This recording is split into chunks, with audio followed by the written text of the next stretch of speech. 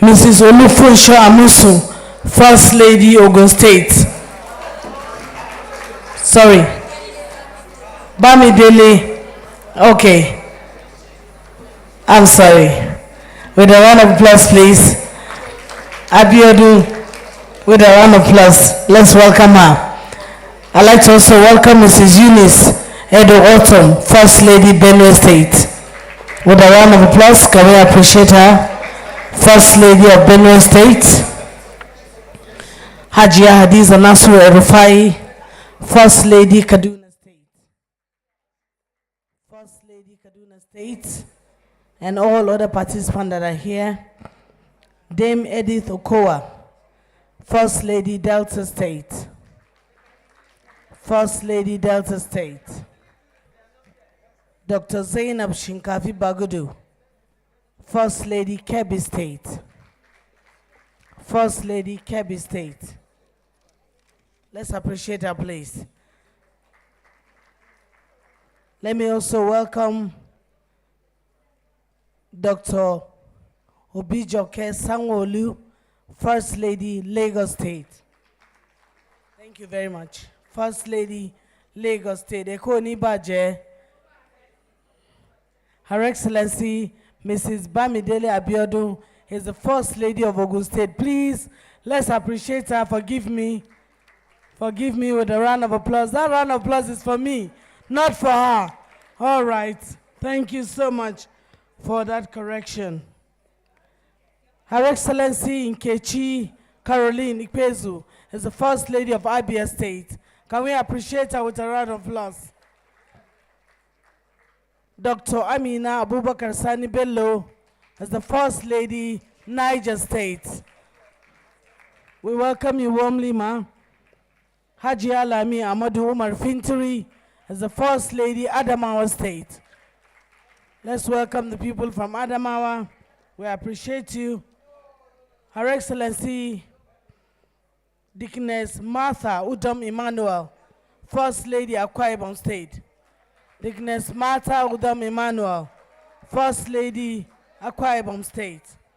I'd like to also appreciate the presence of Chief Mrs. Ebele Chukwu Obiano, First Lady, Anambra State. First Lady, Anambra State.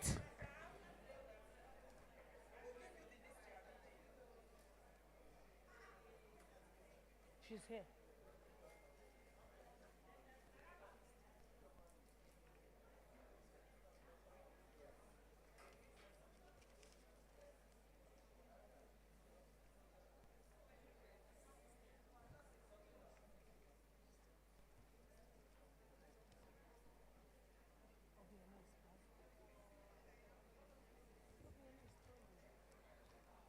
She's still the First Lady.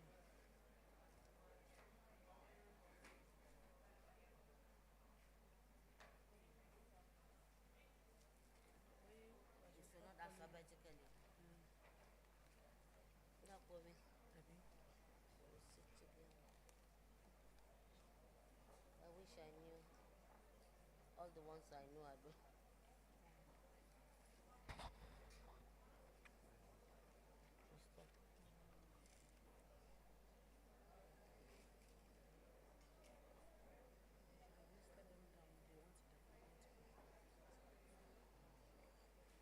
No problem.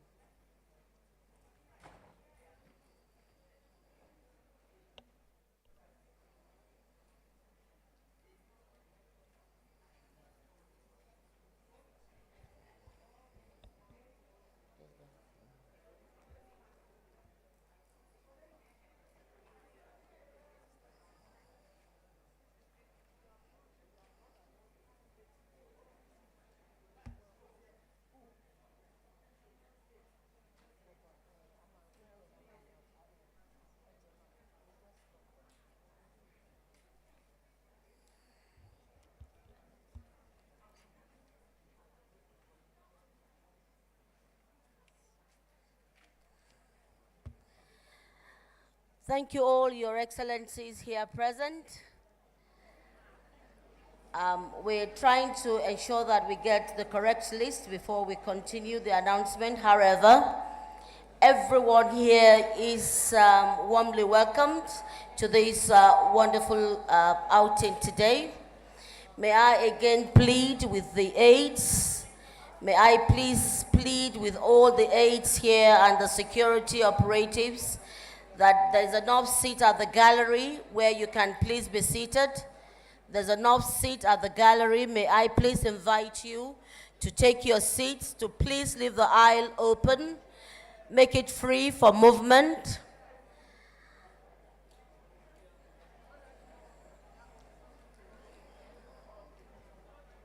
May I also plead with all the cameramen in the hall to please spread yourselves in such a way that you are not blocking views. Spread yourselves in such a way that you are not blocking the views of participants here.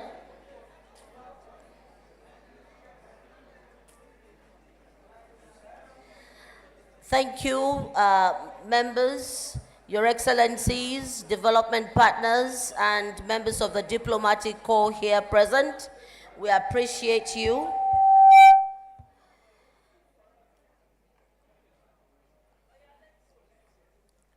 Heads of departments and ministries here present, we also like to welcome you from all the states of the Federation. Thank you.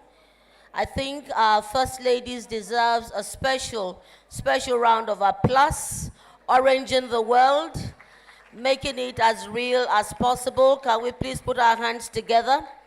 I will not expect anybody on the podium, please. Take your shots and leave the podium. Thank you. Thank you, First Ladies, for bringing reality to the 17 days of activism against sexual abuse across board.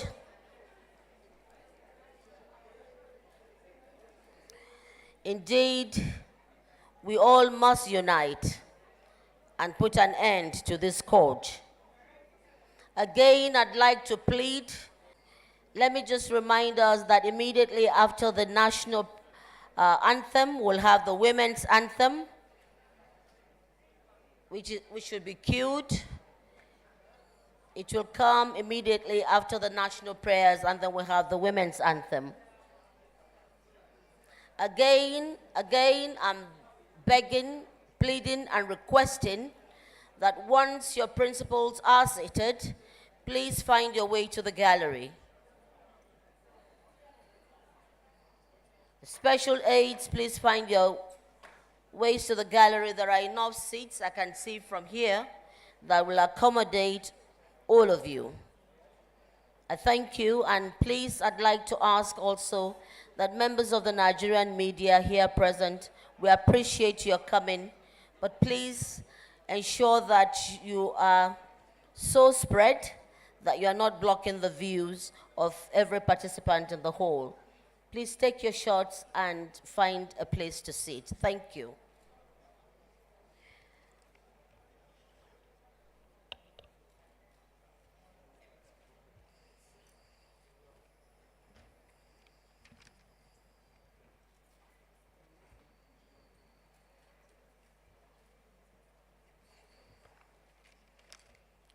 Can we have some music, please?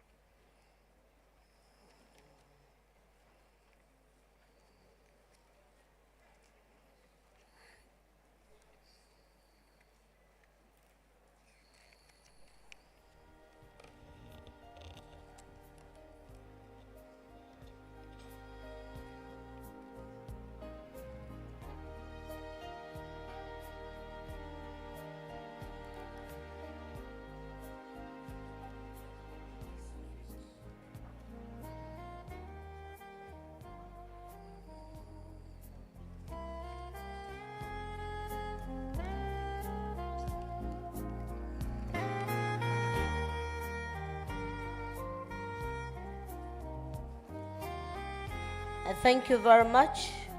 Just a little historical background for us to know that the First Ladies are just doing this for the first time.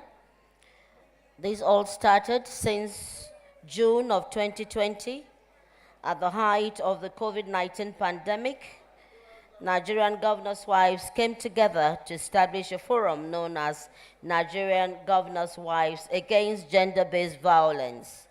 What started as a small working group for interested governors' wives has now become a flagship program of the Nigerian Governors' Wives Forum, which all state first ladies have been involved. Well, our dynamic Honorable Minister of Women Affairs is here with us. Can we welcome her warmly? That's not good enough for a woman that is doing so much to bring gender equity to play. Please, let's again put our hands together for Her Excellency, the Honorable Minister of Women Affairs, Pauline Talon, here with us as we unite to end gender-based violence in our society.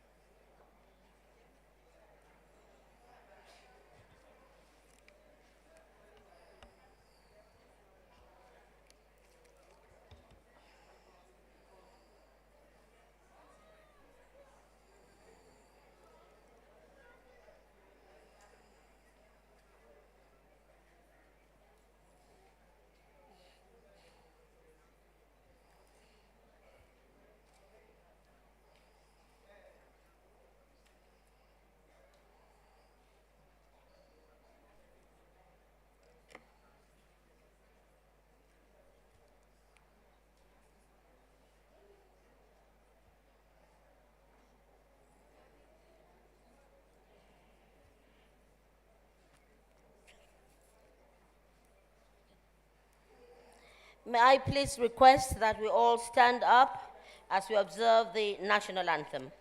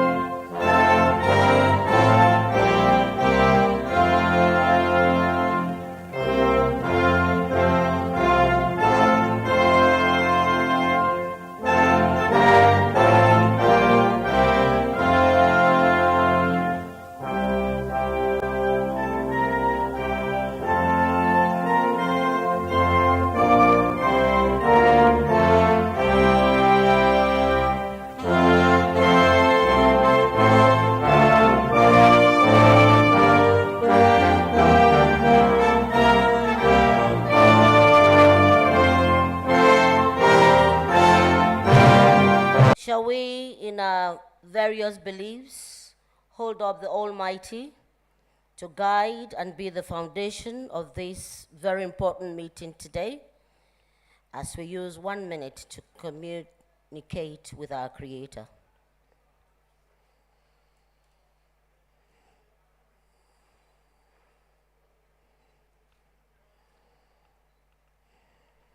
May God bless our great country, Nigeria. And in the same reverence, may we please share 1 minute of silence in remembrance of our children, of our mothers who have died as a result of gender-based violence, that their death would pay the penalty to end this inhuman act to man.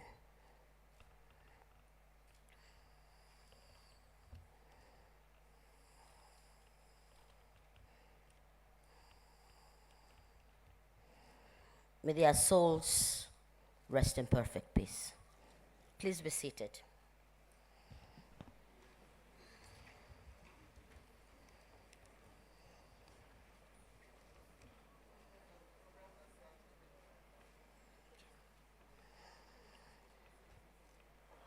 Wow, what a morning.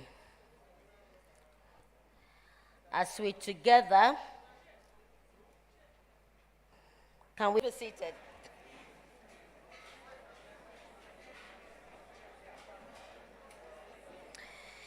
Your Excellency, the First Lady of the Federal Republic of Nigeria, Dr. Aisha Muhammadu Buhari, ably represented by the Senior Special Advisor to the President in the office of the First Lady looking after Admin and Women's Office. Welcome with me Dr. Rukaya Abdul Karim Burin. Please, let's welcome her warmly. Thank you. I'd like also to bring to fore and recognize Her Excellency, the Chairperson of Nigeria Governors Forum and wife of the Executive Governor of Sokoto State, Dr. Maria Tambuwal. You're welcome. I'd like to give special recognition to my sister, Her Excellency, Chairperson, Board of Trustees of the Nigeria Governors Forum. I call her Erelu Universe Bisi Fayemi.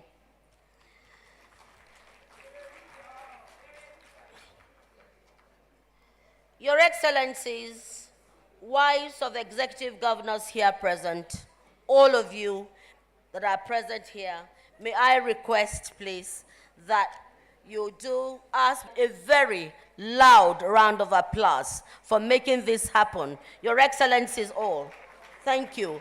These are your First Ladies. These are our First Ladies. Yes, thank you for oranging our world. And we hope that from everywhere that they see this, they will know the seriousness with which you have committed to ensuring the end of gender-based violence. Please be seated. Bless you. Thank you.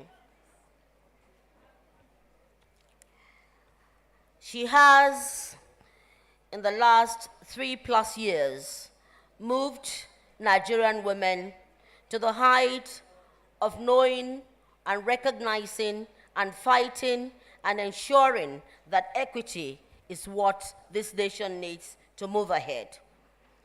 Even with a broken arm, she did. Even in sickness, she did. But the strength of purpose that she has brought to gender equity is what has stood her out.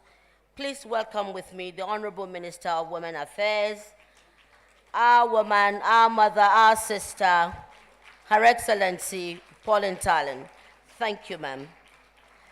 We have here, Your Excellencies, members of the United Nations that are here. I can see UN Women, I can see UNESCO, I can see, well, others too, but I know that all of you are with us in spirit. Shall we please together appreciate all these wonderful people who go beyond the call of duty to be part of what, yes, thank you, UN Women, for being part of this. I'd also like to bring special, and we're lucky at this time in this country, most of our top diplomats are women. So from EU is a woman. From Britain is a woman. From, where again? From America is a woman. Man, and this is what is going to happen to Nigerian women. So if you believe in that, shall we put our hands together? Your Excellencies, can we see you? Can we know you? Yes. Thank you very much. When they come up to speak, you will get to know their names. I'd also like to recognize all members, heads of departments, permanent secretaries here present, from the states, from the local governments, and I'm sure that to be apt to say that we have with us here the Director General of the National Center for Women Development, who is here with us. Thank you very much, ma'am, and she leads the pack of those that have just, and I think we should appreciate each other. You know, it's you for women. Great Nigerian women. Is that great enough for us to be able to move ahead? Great Nigerian women! Thank you. I'd also like to recognize that we have some he for she's here. And the he for she's, I can see my brother looking so lonely here, but he represents the Nigerian Governors Forum that has given us this platform which we can gather. Please welcome with me Chief Tayo Shitu from the NGF. Thank you so much. You can see he has orange on his cap, so he's also orange in the world. Thank you. Such is the importance of today. And it is on that premise that I welcome all of us here. That now is the only wise action to take. In spite of global actions, it seems that gender-based violence is escalating, but the governor's wives started the movement to end this from 2020 after the pandemic, when everything just skyrocketed. So I feel very excited, I feel very elated to be part of this movement that the First Ladies have started, and hope that today all of us will more than ever before make a vow to ensure that you will say something when you see something. You will ensure that the perpetrators are brought to book. Oftentimes, it is the woman who has been raped, or the poor boy that has been abused, or the girl that has been raped that will bring to fore. We need to start speaking and bringing to fore the perpetrators. And there are loads of platforms where we can bring them to fore. May all the perpetrators be caught. Amen? May they be prosecuted. Thank you. And so that's the way to go today, in oneness and in uniqueness of purpose, that we will have a wonderful time today to ensure that at the end of the day, we are able to come out with concrete things that will help us to fight this cankerworm in our society and move ahead. The program is now in progress, and we would now start. Yes, thank you very much. I'd like now to invite to the podium, alongside with a very loud round of applause, a welcome address by Her Excellency Maria Aminu Waziri Tambuwal, First Lady, Sokoto State, and Chair of the Nigeria Governors' Wives Forum. Please welcome her warmly.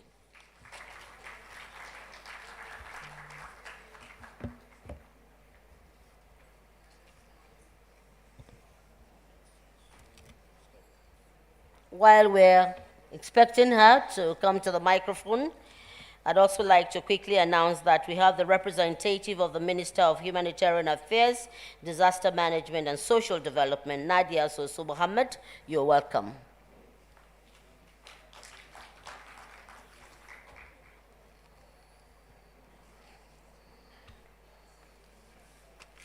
Thank you. Let's welcome the chairperson, please.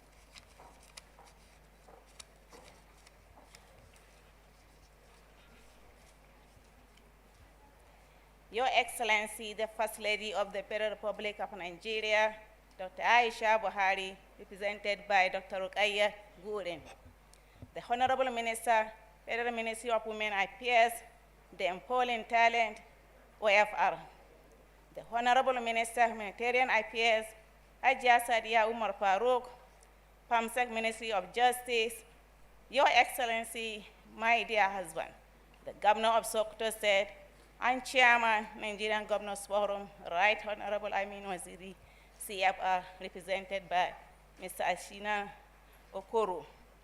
Other governors present, the First Ladies here present, the EU Ambassador, the Resident Coordinator, United Nations, representative of the UN agencies, members of the diplomatic corps present, distinguished guests, members of the press, ladies and gentlemen.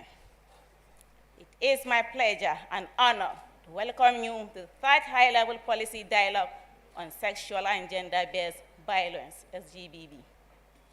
This policy dialogue is convened by NIGWF in collaboration with the Nigerian Governors Forum, the Ford Foundation, MacArthur Foundation, and EU, UN Spotlight Initiative, and UN Women. The objectives of this summit is, among other things: 1, to bring stakeholders together for a high-level advocacy forum on SGBV to commemorate the global 16 Days of Activism campaign against gender-based violence. 2, to launch our project, such as the SGBV Accountability Tracker, SGBV Standard Operating Procedures, SGBV Service Providers Directory, and State First Ladies Handbooks. 4, to showcase the contribution of NIGWF members towards mitigating SGBV. 4, to show solidarity with women and the organizations that support them. 5, and to use the media to attract attention to GBV issues, gender empowerment, and NIGWS roles. The overall goal is to sustain the fight against SGBV through our annual flagship event for NIGWF as an organization. The theme for this year is awareness, action, and accountability. Awareness raising is crucial to spreading the clear message of zero tolerance of all forms of violence against women and girls. It is also crucial to informing victims of their rights and the support service available to them. Addressing SGBV is a significant long-term development challenge. In addition to government's effort, non-governmental organizations, NGOs, are well placed to develop grassroots initiatives to prevent violence and support victims. It is for that reason that we, the First Ladies, decided to champion the fight against SGBV collectively and in our various states through our flagship program, NGWA GBV. To demonstrate our commitment to address SGBV, we provide leadership in our state by chairing the SGBV response committees in our state, because we recognize that as humanitarian actors, there was need to pay special attention to gender-based violence, GBV, and implement responses that better address women and girls' rights and needs. As part of our initiative to terminate SGBV, at the subnational, we developed a state of emergency tracker in form of a dashboard and identify some key indicators to track our progress and to carry out peer review. This tracker is updated every 6 months and presented to the First Ladies at our quarterly meeting. We are able to consistently dedicate on the ground effort to mitigate SGBV risks and deliver comprehensive quality services for women and girls in our various states. We realize from the SGBV indicators that the fight against SGBV requires government, donors, and humanitarian agencies to publicly state and consistently meet their commitment to implement strategies and programmatic action to address SGBV. We also realize that to effectively combat gender-based violence, we need to understand the issue and collect relevant data, which is key to implementing successful prevention measures and providing survivors with the right support. As gender-based violence spiked during COVID-19, the gap in gender-sensitive data collection became more glaring than ever. We therefore call on the government to collaborate with our forum and to invest in the collection of data on gender-based violence. The First Lady's approach to eliminate SGBV is holistic. It is also thematic, complementary, and comprehensive, and we aim to achieve this through multi-sectoral and multidimensional approach. Today, you will be hearing from the First Ladies and some of our pandas talk about the intervention carried out in their state and the impact of such intervention and why there is need for more funding and meaningful partnership to drive impactful intervention across the 36 states. In conclusion, I would like to thank all our partners for the support they have rendered. I especially like to thank the NGF and its secretariat for their continuous support. We urge everyone present here today to unite with us in this global movement so that together we can end SGBB. I hope you have a fruitful outing with us today. Thank you very much.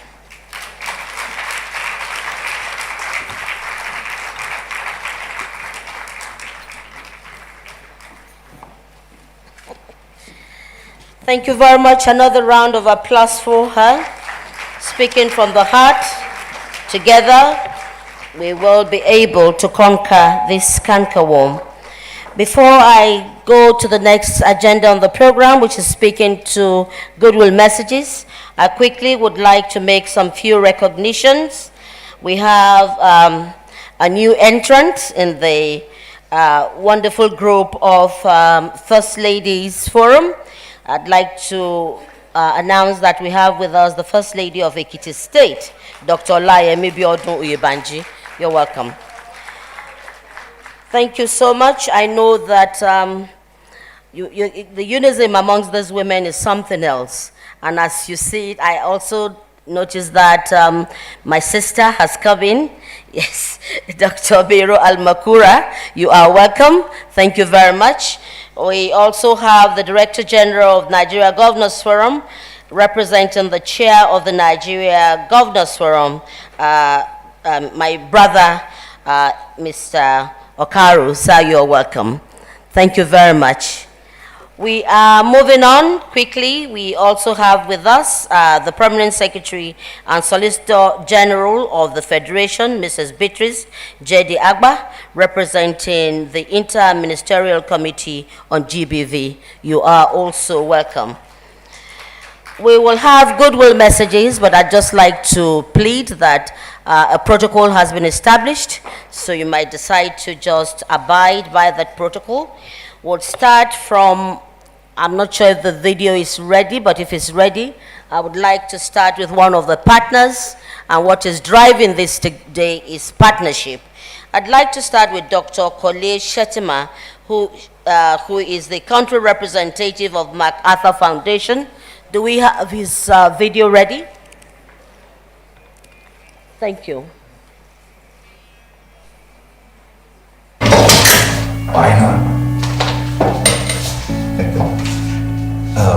Sorry. I treat you better than your heart. I asked for the. Telling you this. I asked for the goodwill message of Dr. Kole Shetima, not the video.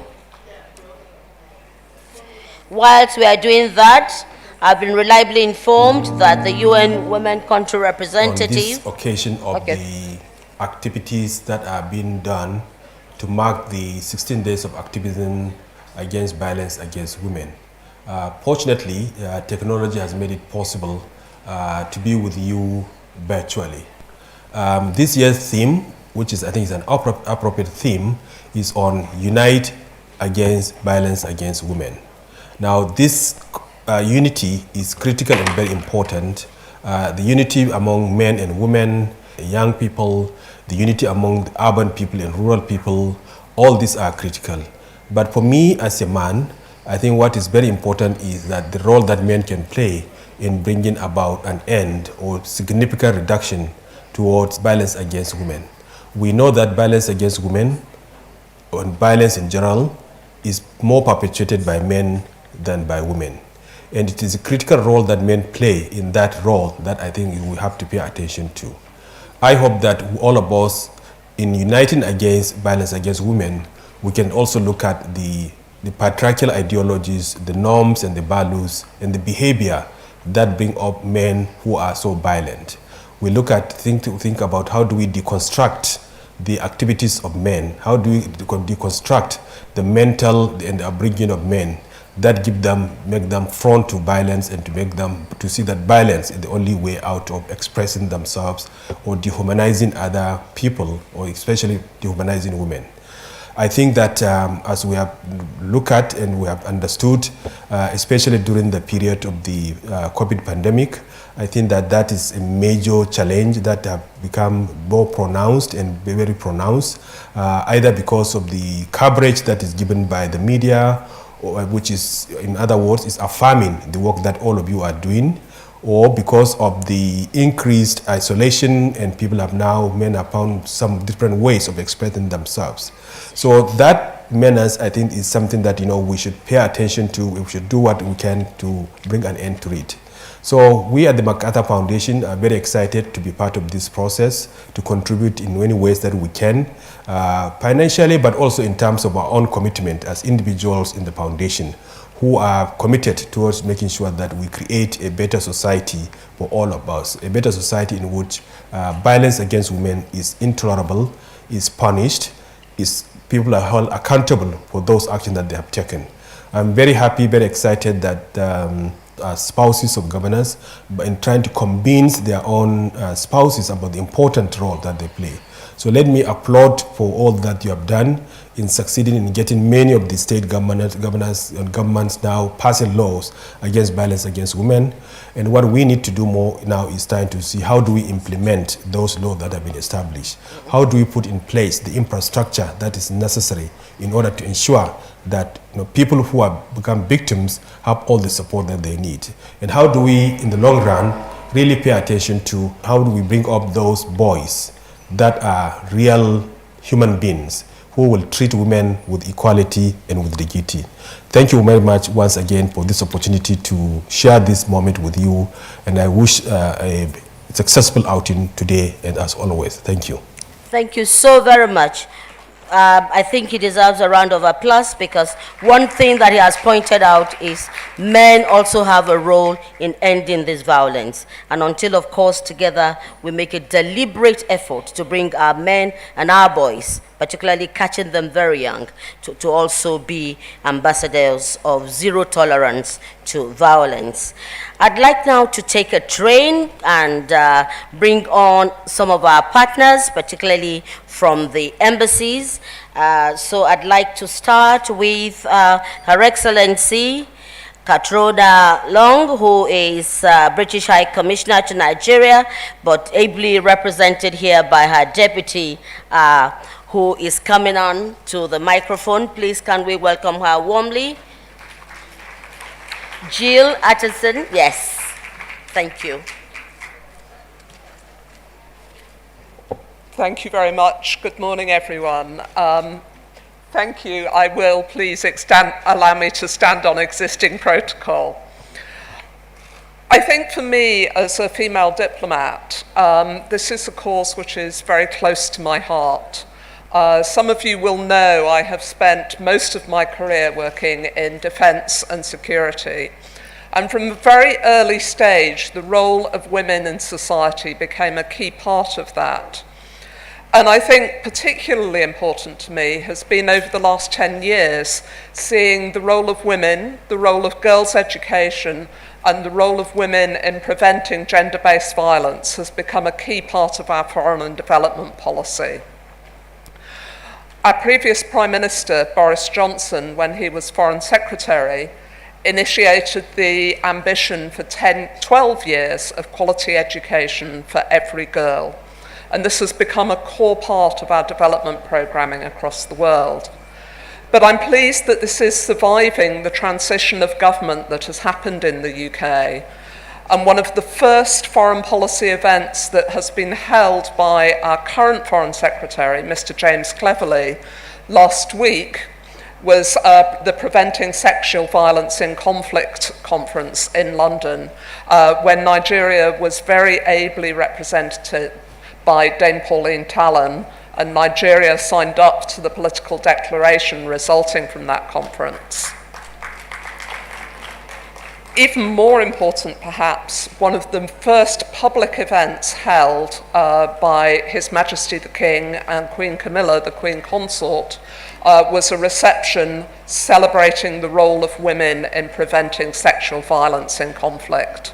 And again, I'm very pleased that Nigeria was ably represented there, and in particular by the Mirabel Centre from Lagos, where Queen Camilla is the patron of the centre as a sign of her commitment to this work. But what I want to do perhaps is bring this home a little more personally.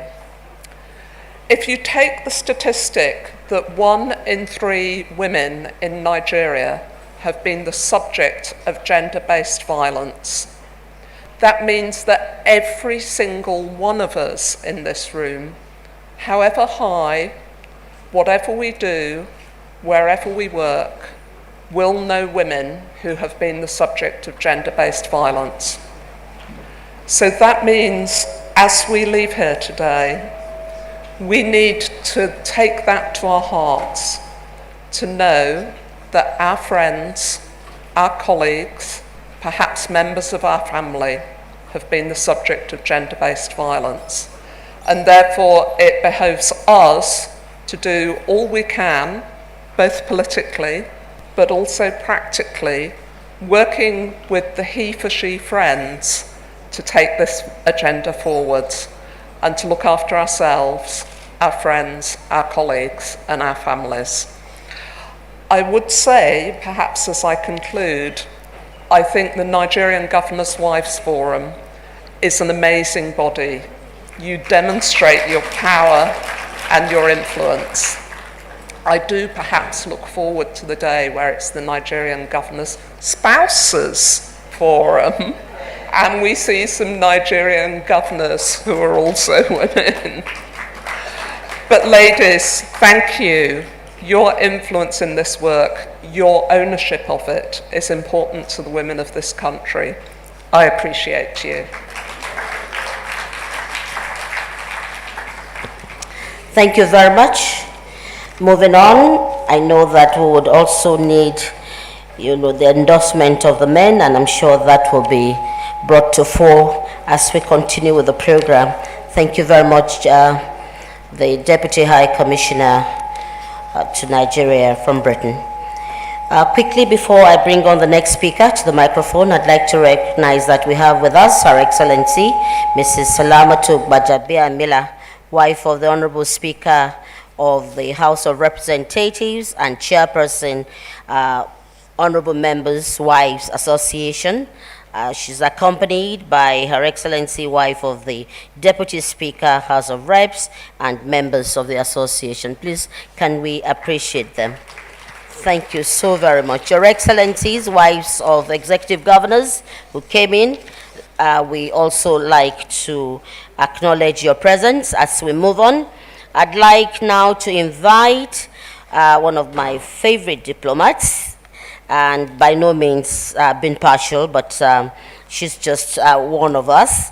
I'd like to bring Her Excellency Samuela Isopi, EU Ambassador and Head of the EU Delegation in Nigeria and ECOWAS, to the microphone. Can we please welcome her warmly?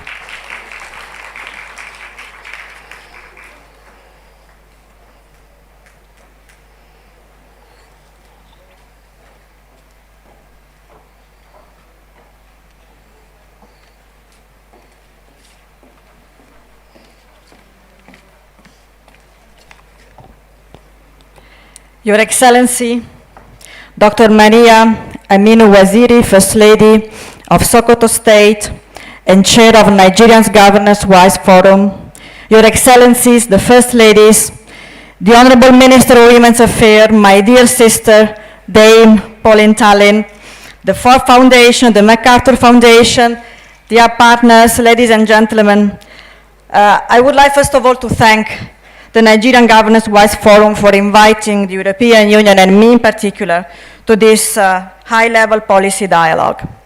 Violence against women and girls happens in every country. The statistics, not only in Nigeria, but also in Europe, are shocking. To shine a light on key facts about gender-based violence in Nigeria, together with the UN and with the Ministry of Women's Affairs, we launched last week the report 16 Facts about Violence Against Women and Girls in Nigeria, sponsored by the EU-UN Spotlight Initiative. Allow me to mention just some of these facts, even if they are well known. 1 in 4 girls, including very young ones, experience gender-based violence. It is essential that all governors at state level support the passage of the Child Rights Act. 1 in 6 girls who are sexually abused experience it at school. Efforts must be made to increase school retention for girls and boys. Nearly half of girls, 44%, get married before their 18th birthday. By the age of 16, 1 in 5 girls is either pregnant or has given birth. Efforts must be made to promote access to formal education. Girls who receive education are less likely to experience early marriage and early pregnancy. For this reason, the European Union has decided to massively invest in education and will be launching very soon a new education and youth empowerment program aimed to improve access to safe, equitable, quality education for girls, especially in rural and underserved communities. This program is part of our wider commitment to gender equality and fight against gender-based violence. The 25th of November is a symbolic day for the European Union, as it marks also the 2nd anniversary of our new EU Gender Action Plan. This is a plan established worldwide and at country level to promote women's empowerment and gender equality everywhere, in everything we do. In the 5 year of implementation of the plan, at least 85% of all European Union programs and initiatives in all our focus areas, in all our partner countries, must have gender equality and women's rights as principal or significant objective, which means that 85% of all we do will have to be gender sensitive. And in the case of Nigeria, it means that overall our gender sensitive action would be over 400 million euros. We are deeply convinced that to end gender-based violence, we need a holistic approach to gender equality. And we need to build alliances and partnerships across the board. This is the main lessons learned from the EU-UN Spotlight Initiative and from the implementation of this initiative in Nigeria. We can make a difference if we join forces and we all work together. The Spotlight Initiative and recent studies have proven that the holistic approach to gender-based violence is 90% more effective than other models.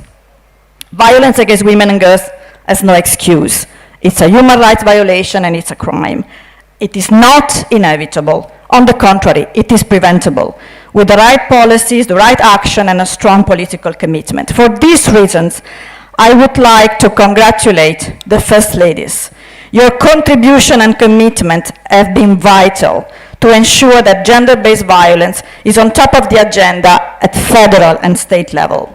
During the COVID-19 pandemic, the Nigeria's Governors Forum, under pressure from the Nigeria's Governors WISE Forum and civil society, declared a state of emergency on gender-based violence. This has led to unprecedented and accelerated action. As of today, a record number of states have passed the VAP Act, making it the fastest bill to pass at the subnational level in the history of Nigeria.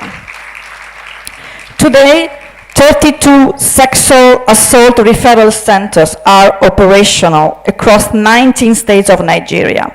And I'm particularly delighted to hear that the Nigeria's Governors' Wives Forum is opening 9 more SARCs centers between October and December this year with the support of the MacArthur Foundation. This is great news for this year, 16 days, and we really want to thank and celebrate you. So much has been done, thanks to the combined efforts of the authority at federal and state level, of the civil society and all the partners. And we are very proud to be part of this joint endeavor. But we need to keep the momentum. We need to keep track of what has been done. And we need to identify and address the gaps. That is why I'm very pleased that the Spotlight Initiative, together with the Nigeria Governors Wise Forum and an Interministerial Management Committee, we have worked together hand in hand to develop the JBV Accountability Tracker that will be launched today. This is a live platform for taking stock of the state of GBV in Nigeria and provides a one-stop shop for all GBV-related information. With the Spotlight Initiative in the last phase of implementation, this accountability tracker will help us to take stock of the progress, but also identify key priorities looking ahead. This is the last 16 days of activism against gender-based violence under the current federal administration, which gives us the opportunity to commend the Nigerian government and all the Nigerian authorities for the strong political commitment, for the efforts and for the results. And I would like in particular to commend the leadership of our dear sister, the Minister of Women's Affairs. Thank you very much. So much has been achieved thanks to you. Our hope now is that whoever comes next under the new administration will continue to prioritize gender equality and the fight against gender-based violence. We count on the Nigerian Governors Wise Forum to continue to lead the way in the fight against gender-based violence across all the states of the country. The European Union will remain strongly engaged. With the Spotlight Initiative running into its last phase of implementation, we are now mobilizing new funds, and we will continue to work together with you and with all the stakeholders to stop gender-based violence and advance gender equality. I therefore wish to re-emphasize our continued commitment to end gender-based violence inside and outside the European Union. And yes, let's unite to say no to gender-based violence, but not only today, not only during the 16 days, but every single day of the year. Thank you. Thank you. Thank you very much, not just today, not just this year, but every day until we rid the society of gender-based violence. Thank you very much, and thank you for the assurances of a continuum in support. We're moving on now to more goodwill messages.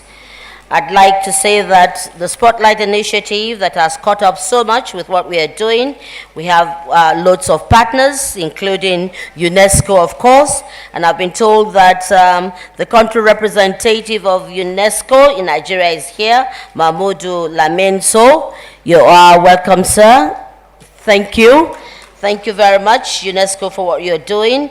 And at this point, still within the UN premise, I'd like to invite Mr. Matthias Shimale, UN Resident and Humanitarian Coordinator, ably represented by the UN Women Country Representative for Nigeria and ECOWAS, Ms. Beatrice Eyong. Please let's invite her warmly.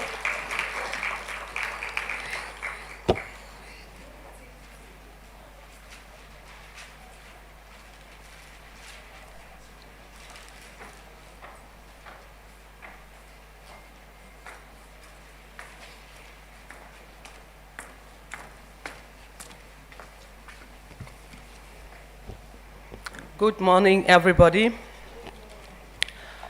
Dear Excellencies, I wish to permit me stand on the existing protocol.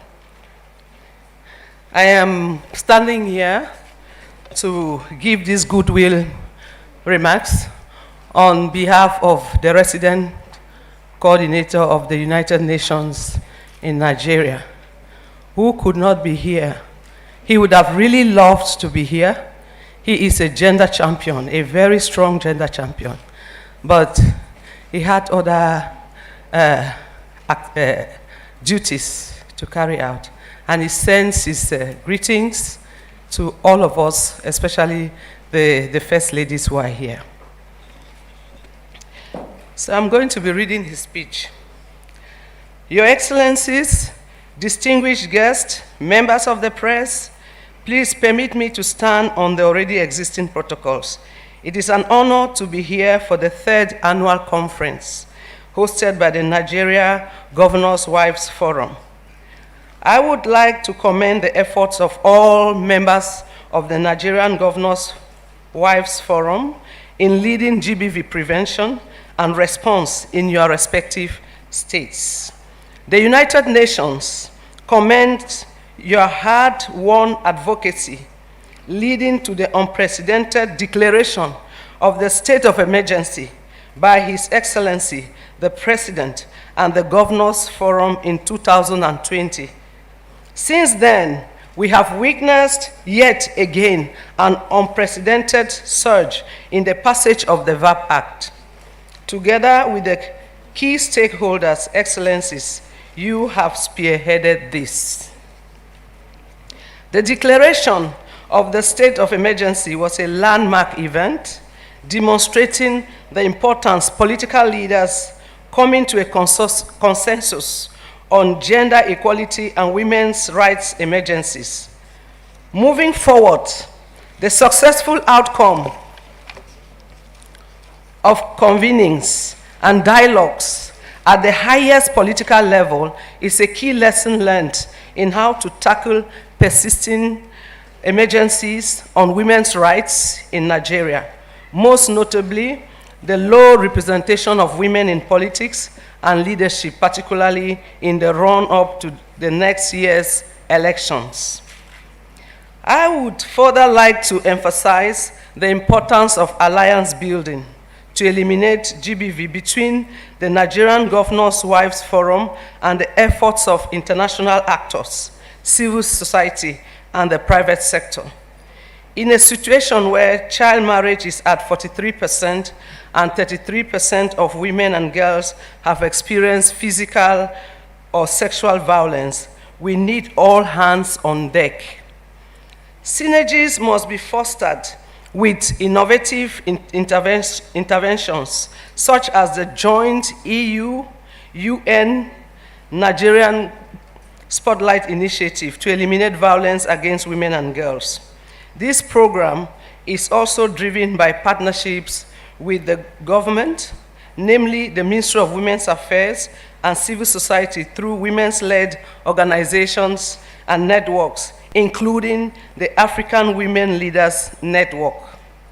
Moreover, it is important to recognize the central role of the private sector as a partner in ending GBV, giving the opportunities for partnership in technology and telecommunications to better prevent and respond to GBV, and the responsibilities of companies to safeguard employees from gender-based violence within the workplace and at home during the COVID-19 pandemic.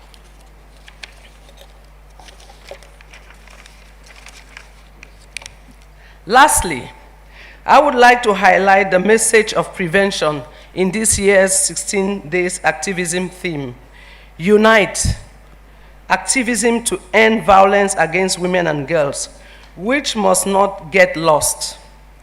Our advocacy must look at bringing resources to the full implementation of the VAP and its passage in the few remaining states.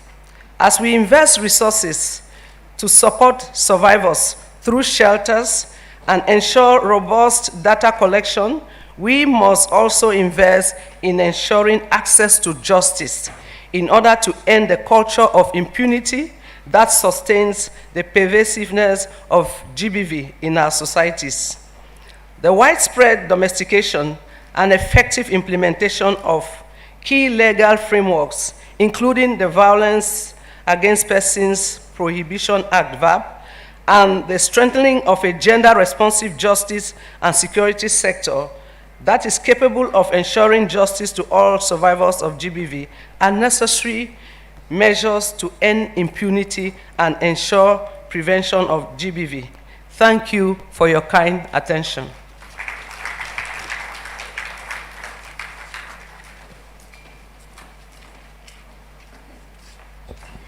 Thank you very much from the UN, especially bringing up the salient point of domesticating VAP and ensuring that it works within the framework to bring justice and also bring perpetrators to book. Thank you. I think she deserves another round of applause. As we move on to the next speaker, who is standing in and representing the Honorable Minister of Humanitarian Affairs, Disaster Management and Social Development. I'd like to invite Nadia Soso Muhammad to please come up to the microphone. Thank you.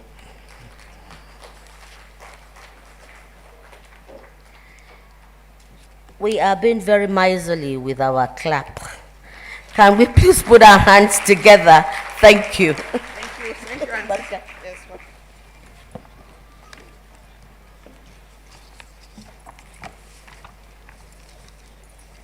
Your Excellencies,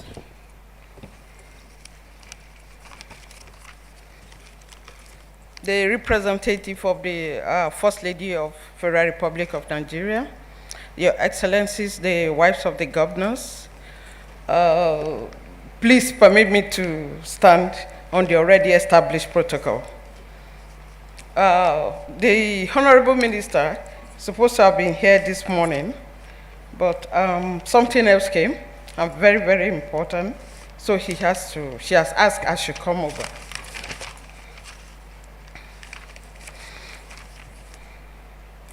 I would like to look at some statistics on gender-based violence in Nigeria.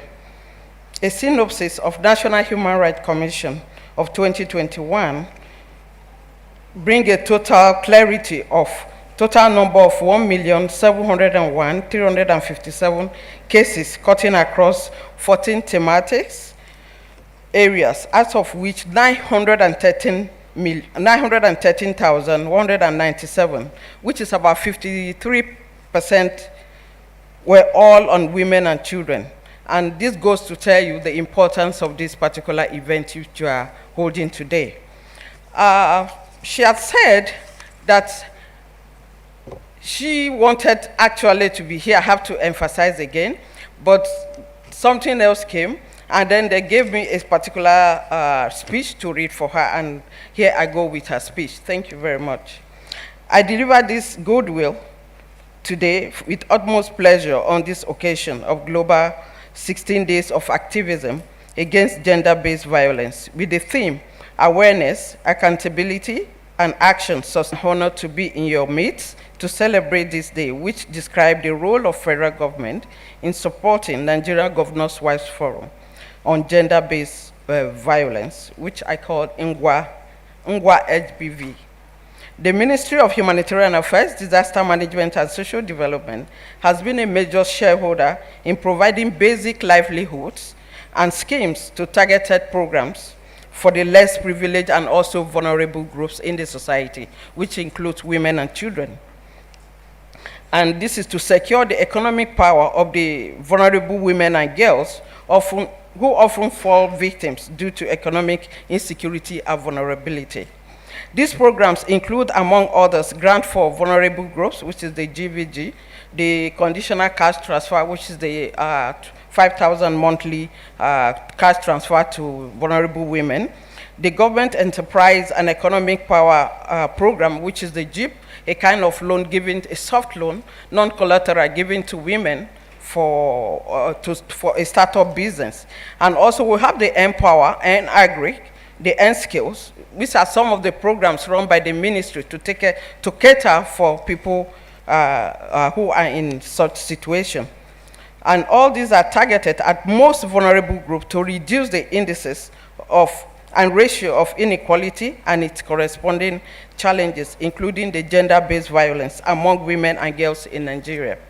I acknowledge and compliment the Nigeria Governors' Wives Forum in their effort towards the successful agitation for the declaration of state of emergency against the sexual and gender-based violence by the Nigerian Governors' Wives Forum. The ministry therefore pledges its unalloyed support of this initiative with robust collaboration and strong partnership in the years ahead. Your Excellencies, distinguished ladies and gentlemen, I am confident that the Nigerian Governors Wise Forum Stand Against Gender-Based Violence initiative will go a long way to prioritize and coordinate the gender-based violence response services and integrate gender-based violence prevention across Nigeria. Finally, I humbly wish to express my appreciation to the President of the Federal Republic of Nigeria, President Muhammadu Buhari, GCFR, for these milestones in establishing the Inter-Ministerial Presidential Task Force on Sexual and Gender-Based Violence, to all who have supported in the cause, and to all who have supported this in this cause in one way or the other. I thank you very much for listening, and God bless this occasion. Thank you very much. Thank you. Thank you, Auntie. Yes. Thank you very much. Before I bring our next speaker to the microphone, may I please request that we all stand for the Women's Anthem. This is very, very important. Before she speaks, can we please all rise for the Women's Anthem? We'll all sing it together. Can we play it? It's deliberate. All across the nations, all around the world, women are longing to be free. No longer in the shadows, forced to stay behind, but side by side in true equality. So sing a song for women everywhere. Let it ring around the world and never, never cease. So sing a song for women everywhere. Equality, development, and peace. Women can't be silent when all around the world people hurt and hungry children cry. We'll sing out loud for justice and development and hold the rights of all the people high. So sing a song for women everywhere. Let it ring around the world and never, never cease. So sing a song for women everywhere. Equality, development, and peace. Thank you very much. At this point, Your Excellencies, all very distinguished ladies and gentlemen, may I please invite to the microphone Her Excellency Dame Pauline Tarlin, Honorable Minister for Women Affairs and Social Development.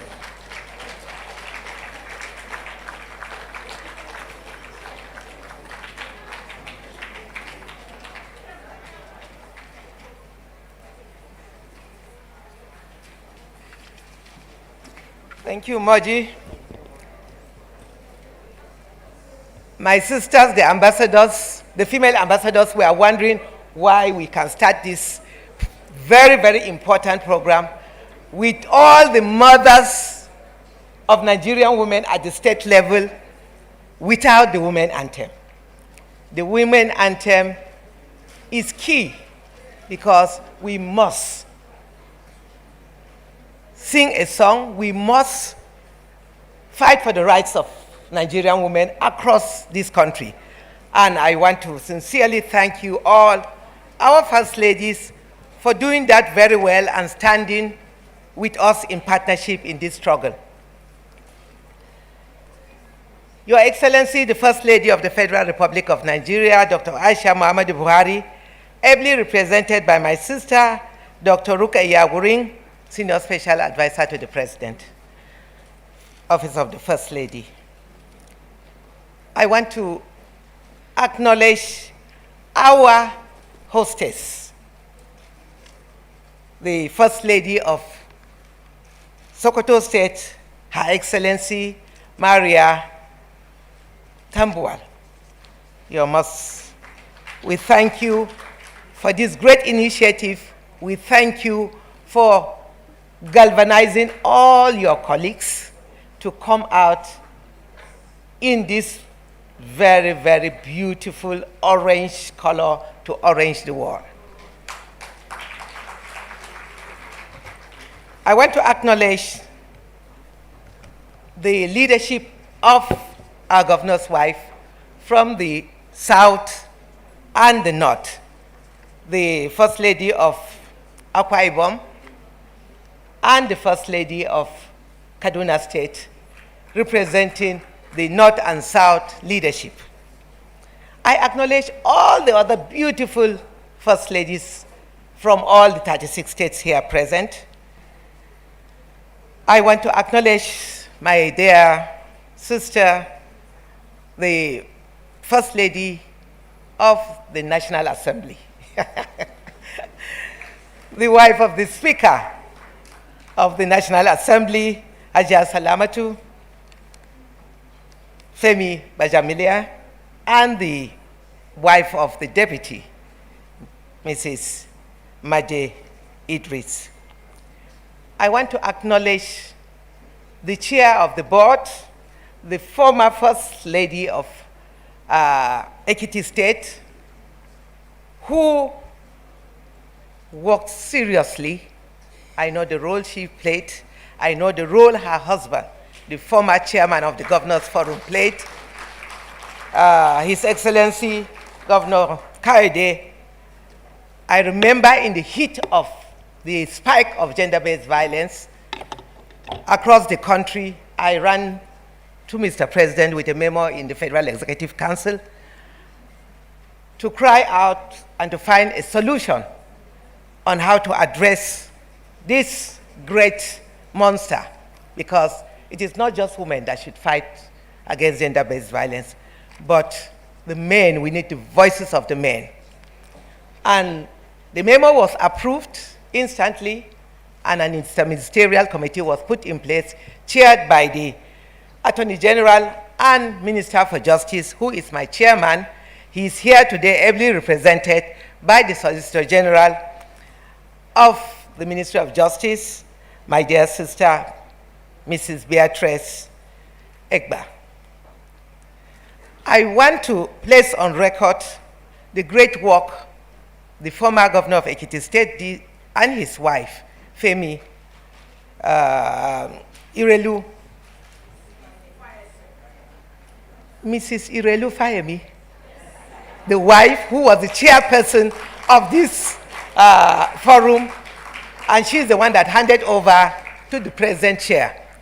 It was under her leadership that immediately after my meeting with the governors, the 36 Governors Forum, under the able leadership of Governor Kayode Fayemi, at the end of that meeting, all your husbands, all the governors of the 36 states instantly declared a state of emergency.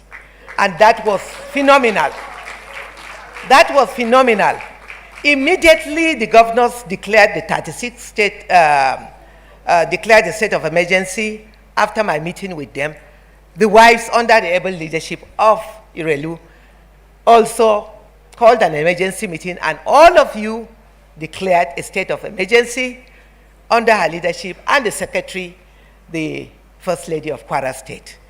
They laid this foundation, and you worked closely with the Ministry of Women Affairs, and you stood firm to support your husbands at the state level, and that helped in my effort to get the VAP law and the Child's Right Act put in place today. So can we all clap for them?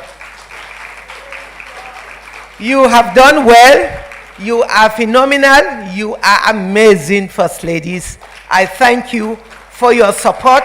I thank you for standing with the governors to ensure that the VAP Act and the Child's Right Act have been domesticated in your state. But two are still hanging.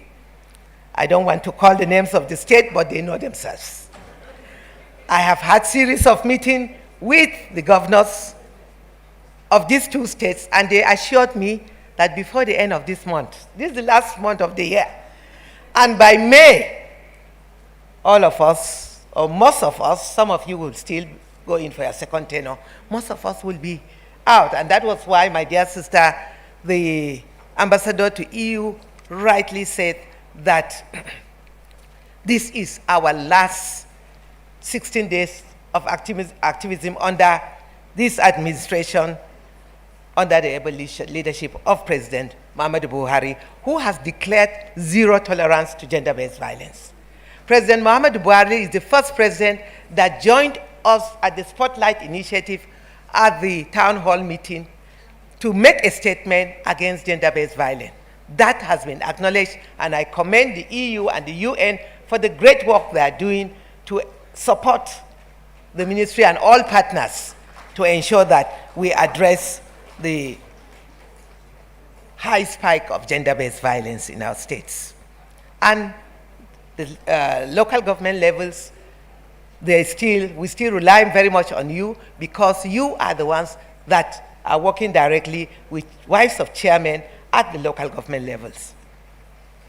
And that is where most of the atrocities are actually happening. The local, the state, and the national level, state and local government levels are where most of these atrocities are coming. Sometimes my head, I feel like breaking down when I receive the high number of reports of gender-based violence from the Situation Room. Not only that, but gory pictures of where you see the wickedness of man against man. Women burning or beating their mates to death, using iron to burn. It's gory. And we must all stand to condemn this kind of wickedness and inhumanity of man against man, which is unacceptable.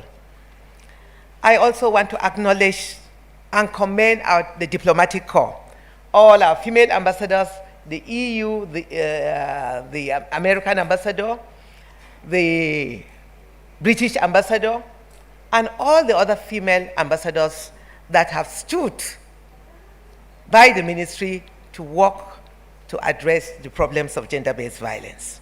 I want to commend the British government for organizing the first global conference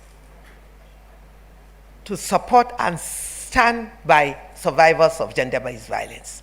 I just returned from London last week, and this program was amazing, where you've seen survivors coming out to speak, and the need for all of us to stand by them, support them, and lift up their hands. It's everywhere. There is no country that is free of gender-based violence. It happens everywhere. We've heard it from our sisters that have spoken before me, that it is a problem that is across the continent. I want to acknowledge the UN Women representative who is standing also for the RC, for the great work they are doing. I want to specially acknowledge all our commissioners at the state level who are here, and to specially thank, how many commissioners from the state levels are here? Commissioners, can you stand up? Let me see you. These are your representatives that are working directly with me at the state level. I want to use this opportunity to thank all the governor's wives for working closely and supporting these commissioners that are the ones that are working with us and working for you at the states level. I want to acknowledge all our female ministers, especially the Minister of Humanitarian, who has sent a representative to be with us here today, for the great work they are all doing and for supporting the fight against gender-based violence. Heads of agencies that are here, development partners, distinguished ladies and gentlemen, today is a great day where we are called and gathered here to address the dreaded monster, which is gender-based violence. It happens every day, it happens everywhere, and for wives of governors to stand in solidarity in this struggle is highly commendable. I appreciate you, I celebrate you for the great work you are doing under the able leadership of Her Excellency Mrs. Aminu Tambuwal. Maria Aminu Tambuwal. This conference, as we gathered here today to address the issues of gender-based violence with the figures that are already scary and too scary for us to keep reoccurring, calling.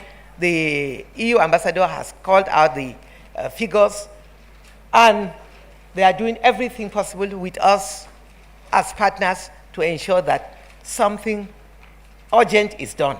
And that's why I call this meeting a call to action. It is time for everyone to unite, to stand in solidarity, and to condemn all the issues that are associated with gender-based violence.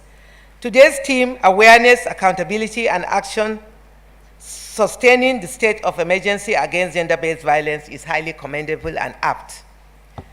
I want to, therefore, appeal to all of you, especially the 34 states that have domesticated the Child's Rights Act and the VAP Act, that it's not just about domesticating the Child's Rights Act and the VAP Act, but implementation is key.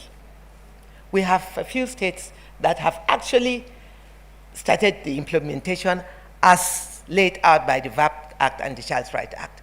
We must do something. We must address it and ensure that perpetrators of this act are called to book. We cry out to the justice system, and that was why Mr. President appointed the Minister for Justice and Attorney General to chair the Interministerial Committee.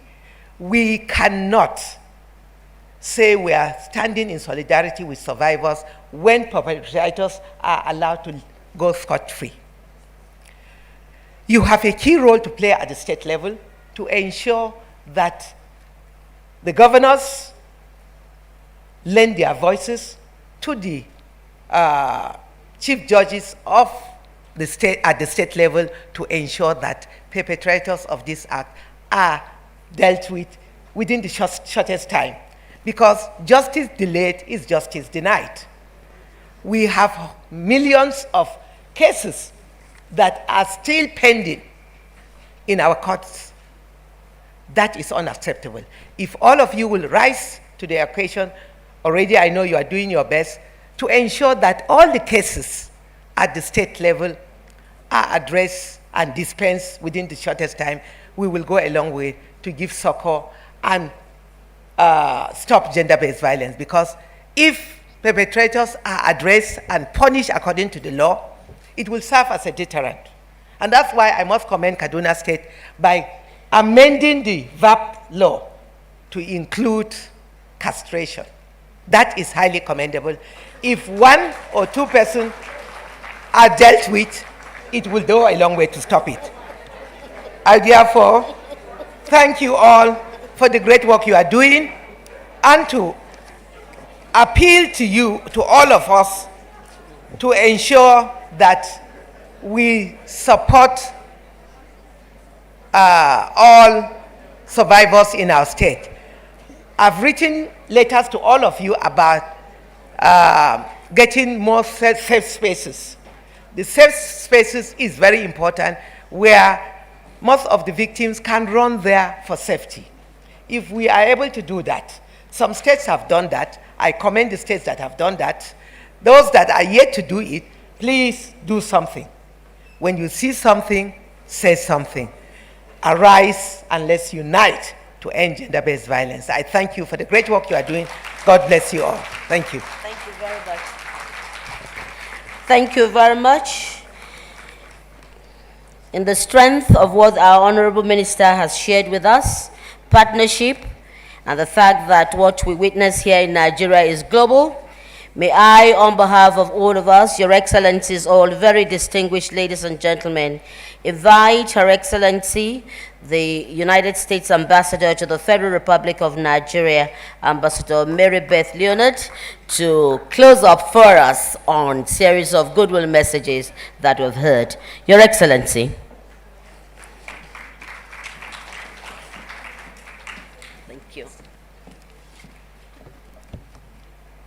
I will, with gratitude, stand on the existing protocol and just say good morning and note that since November 25, we have all been raising our voices in support of the 16 days of activism against gender-based violence, which will conclude on December 10th, International Human Rights Day. In support of this campaign, we are honoring stories of loss and survival and perseverance, and I've been renewing the US government's commitment to end this scourge.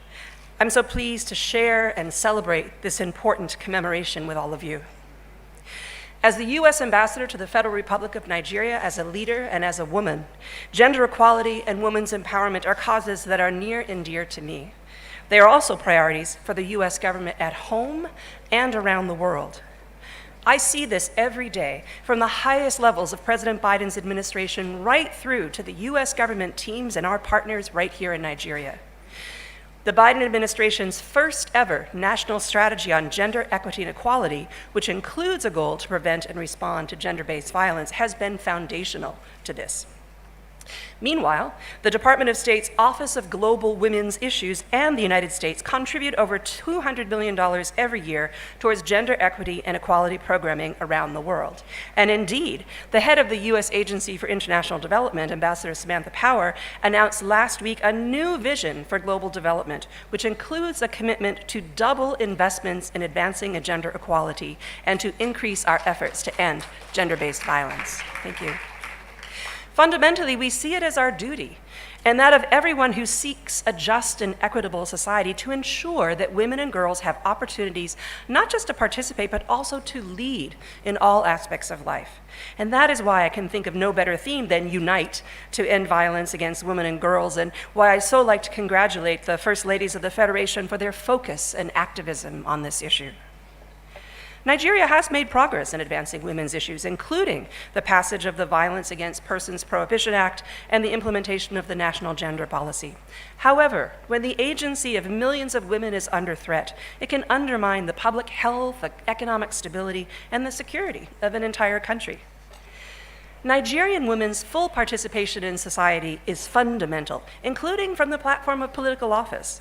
The representation of women in state and national government stands at only 4% in elective office and 16% in appointed positions. We hope that can change in the upcoming 2023 elections and beyond. Elections offer a critical opportunity to include more women in leadership positions and at the decision table, and elections are equally the occasion to hold male candidates to account on their pledges as regards women and gender-based violence. Recognizing the challenges that women face, the United States will continue our long-standing partnership with the government of Nigeria, the private sector, and civil society to each do our part to build a more gender-inclusive Nigeria. In closing, I urge us all to increase the momentum. Let us work collectively and push beyond the 16 days so that women and girls can be safe from gender-based violence and can reach their full potential. Thank you so much.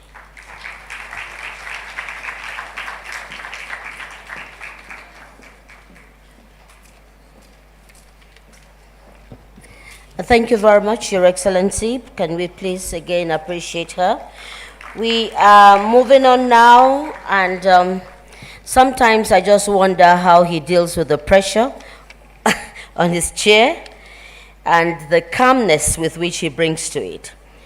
Representing the chair of the Nigeria Governors Forum is the Director General of the Nigeria Governors Forum, Mr. Asishana Okaru, who I'm sure has a skirt because he's a he for she.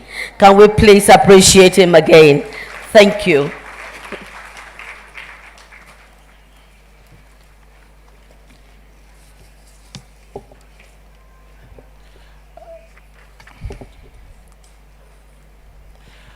Well, I'm here representing the chair of the Nigerian Governors Forum, and as you know, that's Governor Tambuwal of Sokoto State. Apologies from him first.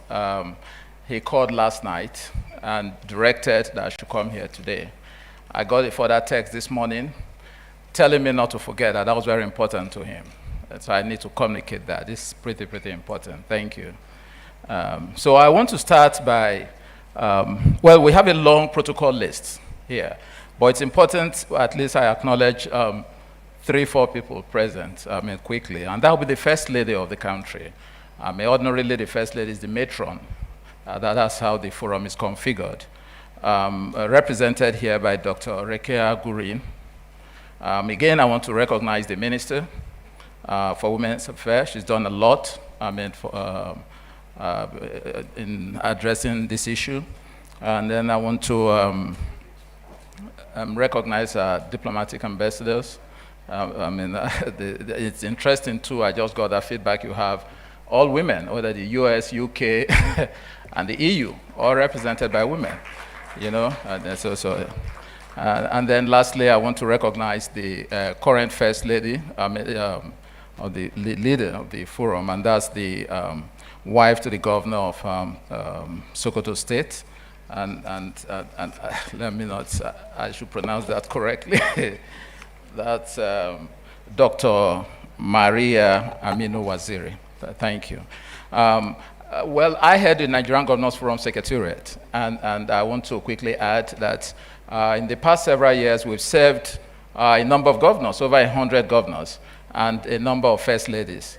And I must say that the experience we had with the immediate past predecessor, and that is the former First Lady, your chair, and that is Her Excellency Rilubisi Fayemi. Just wonderful. Adept, the passion, the energy, the institutionalization of this. You can all accept that this is probably the most influential platform in the country today, probably more influential than the Nigerian Governors Forum Secretariat. There are 3 things I've been asked to communicate here to drive home the message of the chair. The first, beyond all this, is just to let the platform know that the Nigerian Governors Forum will continue to support your efforts. So we're there, whether in terms of providing human resources or whatever, the forum and the secretariat will be there all the time, because we are completely, very, very impressed with what has been happening.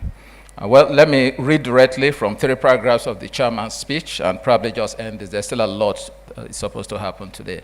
It's a great pleasure to welcome you all to this high-level policy dialogue on sexual and gender-based violence. This conference takes place annually during the Global 16 Days of Activism, a campaign that aims to galvanize action to end the gender-based violence around the world. I would like to begin by commending the Nigerian Governors Forum the Nigerian Governors Wives Forum. And I think I agree with the ambassador. This should be the Nigerian Governors Spouses Forum for their collaborative effort towards ensuring the safety and protection of women and girls from all forms of sexual and gender-based violence. And most importantly, for setting up a structure that would outlive every First Lady. And this is very, very important for us. You now have a structure that will not just outlive everybody. In fact, the heart of sustainability. You know, the institutionalization of the forum's initiative will undoubtedly ensure sustainability.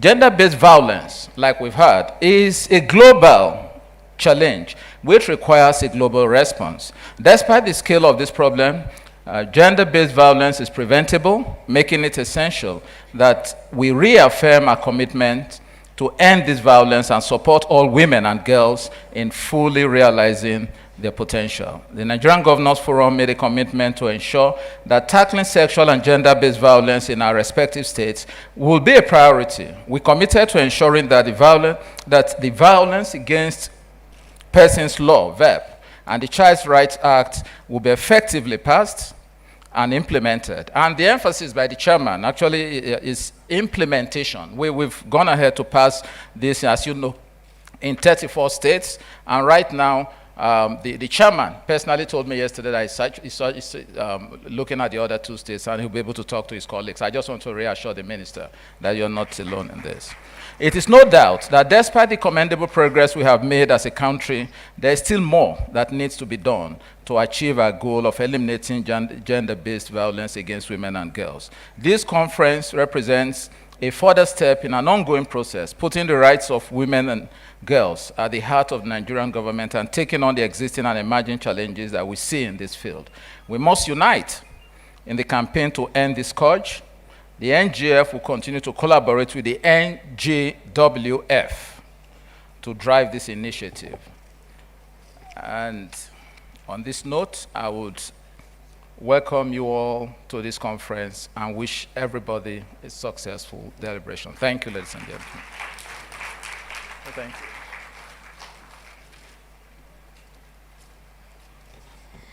Thank you very much, the DG of the Nigerian Governors Forum Office, and thank you for good representation. Please let's applaud him again one more time. He gives a lot of time to doing this, and he's done it so very well from the very, very foundation of NGF. We are moving on. Your Excellencies, wives of executive governors here present, Your Excellencies, members of the Diplomatic Corps, Your Excellencies, ambassadors here present, Your Excellency, our Honorable Minister,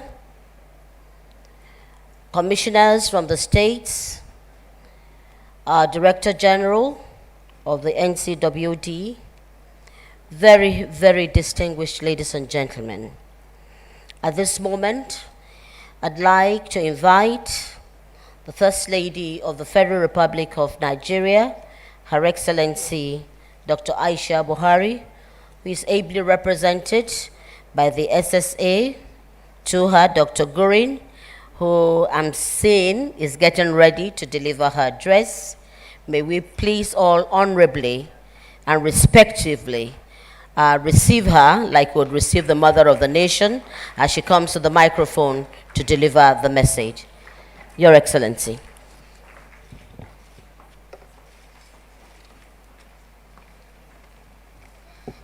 Thank you very much.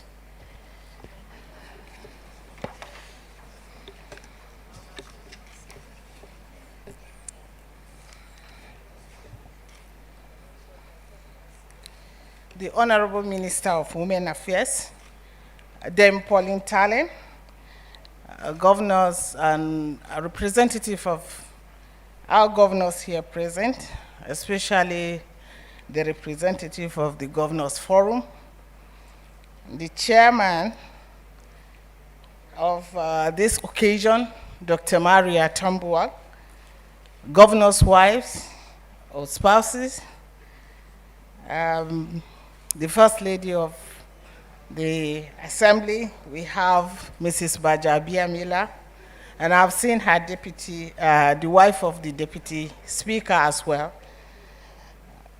Then we have the excellencies we have present of US, UN, and our excellencies, the ambassadors present here, our collaborative partners, Ford Foundation, MacArthur, and all UN family that are present here, our state representatives that are here, distinguished ladies and gentlemen. I'm here to represent the First Lady, who is unavoidably absent. This is a forum that she would love to be and address you today because it's an issue that she so much cherishes in her heart. She sends her goodwill message, and I will read the goodwill message on her behalf. It is a great pleasure to welcome and share with this high-level policy dialogue on sexual and gender-based violence. This conference takes place annually during the Global 16 Days of Activism. It is a campaign that aims to really galvanize action and strategies to end gender-based violence. Let me begin by commending the Nigerian governors' spouses for their consistency and collaboration towards ensuring the safety and protection of women and girls from all forms of sexual and gender-based violence. Gender-based violence is a global challenge. and it requires a global response. It is important and necessary, therefore, to collectively reaffirm our commitment to end this violence. We must support all women and girls to fully realize their potentials. This journey towards equality and empowerment of women remains a significant one. Nigeria has already made great strides, most notably the passage of legislation such as Violence Against Persons Prohibition, that is VAPP Act, which is domesticated in almost 34 states.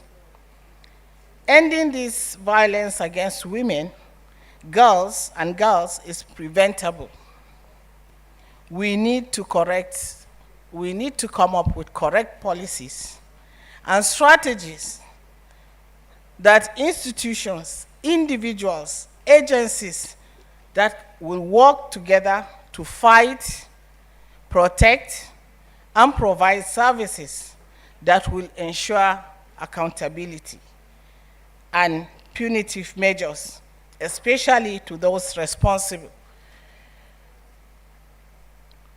On this note, I would like to call the Nigerian Governors' Wives Forum to deepen its partnership with other stakeholders and partners to ensure that gender-based violence is reduced to the barest minimum. Together, we should unite, work to ensure that every girl in Nigeria, anywhere, grows up feeling safe and secure. Once again, I thank you all for being here today and wish you all fruitful events. Thank you so much. God bless you.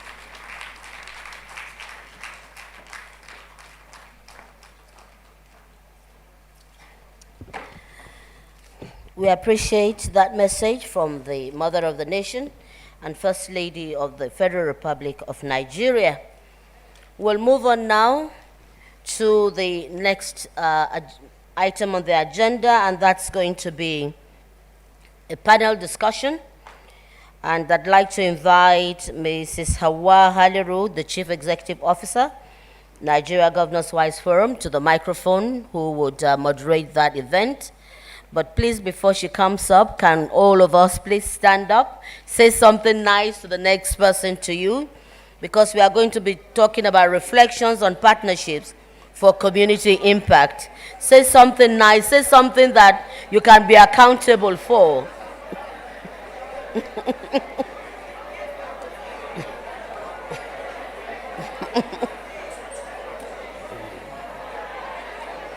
I think really you can network, you can move from your seat. Yes, you can move from your seat and make a new friend.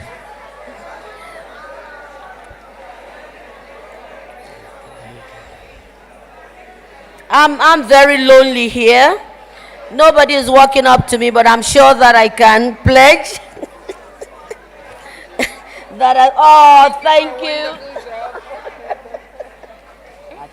We settle them, okay? We settle them.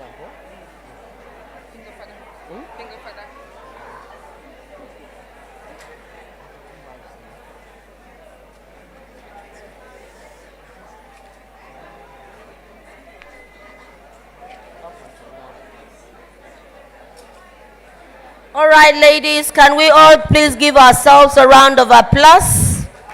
Thank you very much. Let's settle in for the next item on the program. Hawa, you have the floor.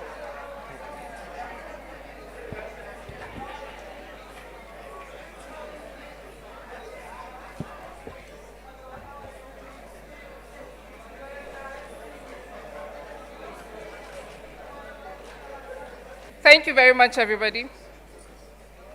No? Oh, you want to?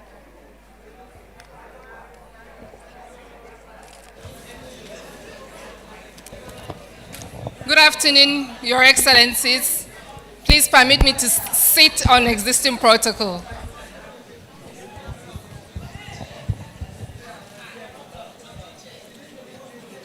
Today, our plenary session will be on promises to practice, reflections on partnerships for community impact.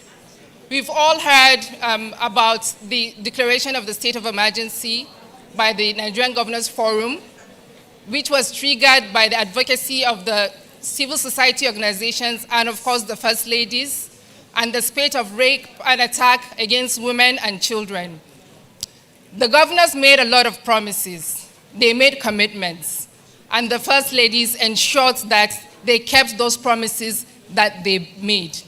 Today, we'll be hearing from the First Ladies how they were able to intervene in their various states and collectively under the flagship of the Nigerian Governors' Wives Forum against gender-based violence, and what impact has been gained so far from the commitments that the governors have made.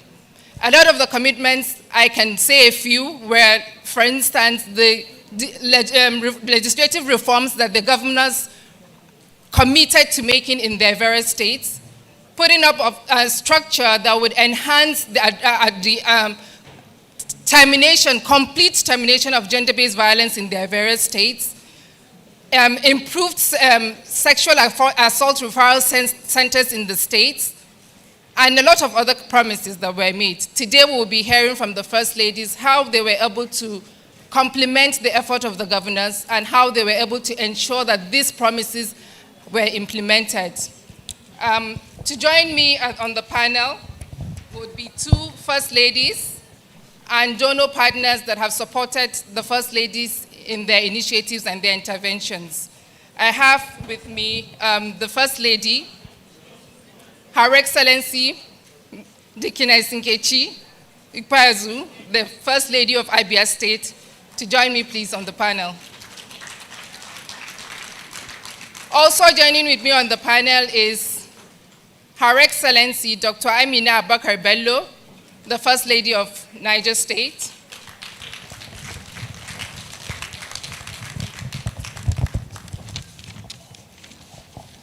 I also have from the, one of our development partners, Mrs. Beatrice Enyong, representative of the UN Women in Nigeria and ECOWAS. Please join me on stage, ma'am.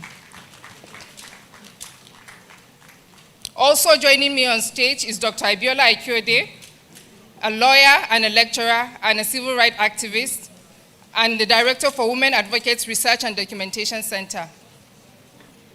Please give her a round of applause. Thank you. And finally, to join me on the panel is Mrs. Funke Barua, who is the Program Officer of Ford Foundation. She's joining us online.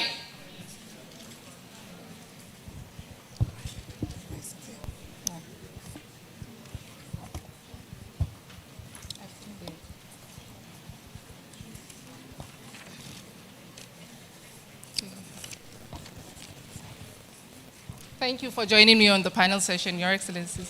Thank you. Yeah.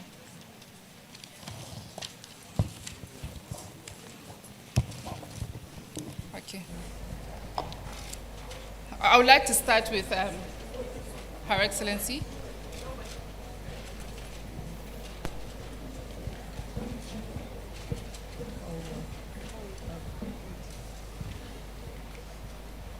Dr. Nkechi Ikpeazu.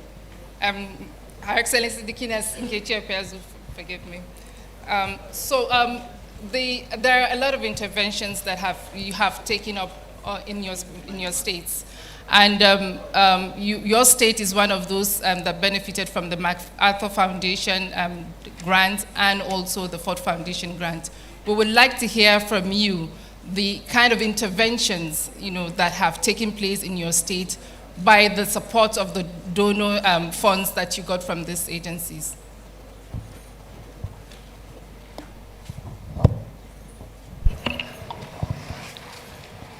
Good afternoon, everyone. I want to take this opportunity, first of all, to thank the Ford Foundation, MacArthur Foundation, the Nigerian Governors' Vice Forum, for the collaboration they have given. In Abia State, we went on to form the action committee. We have action committee. Then we have technical working committee. Then we established GBV Research Center in Abia State.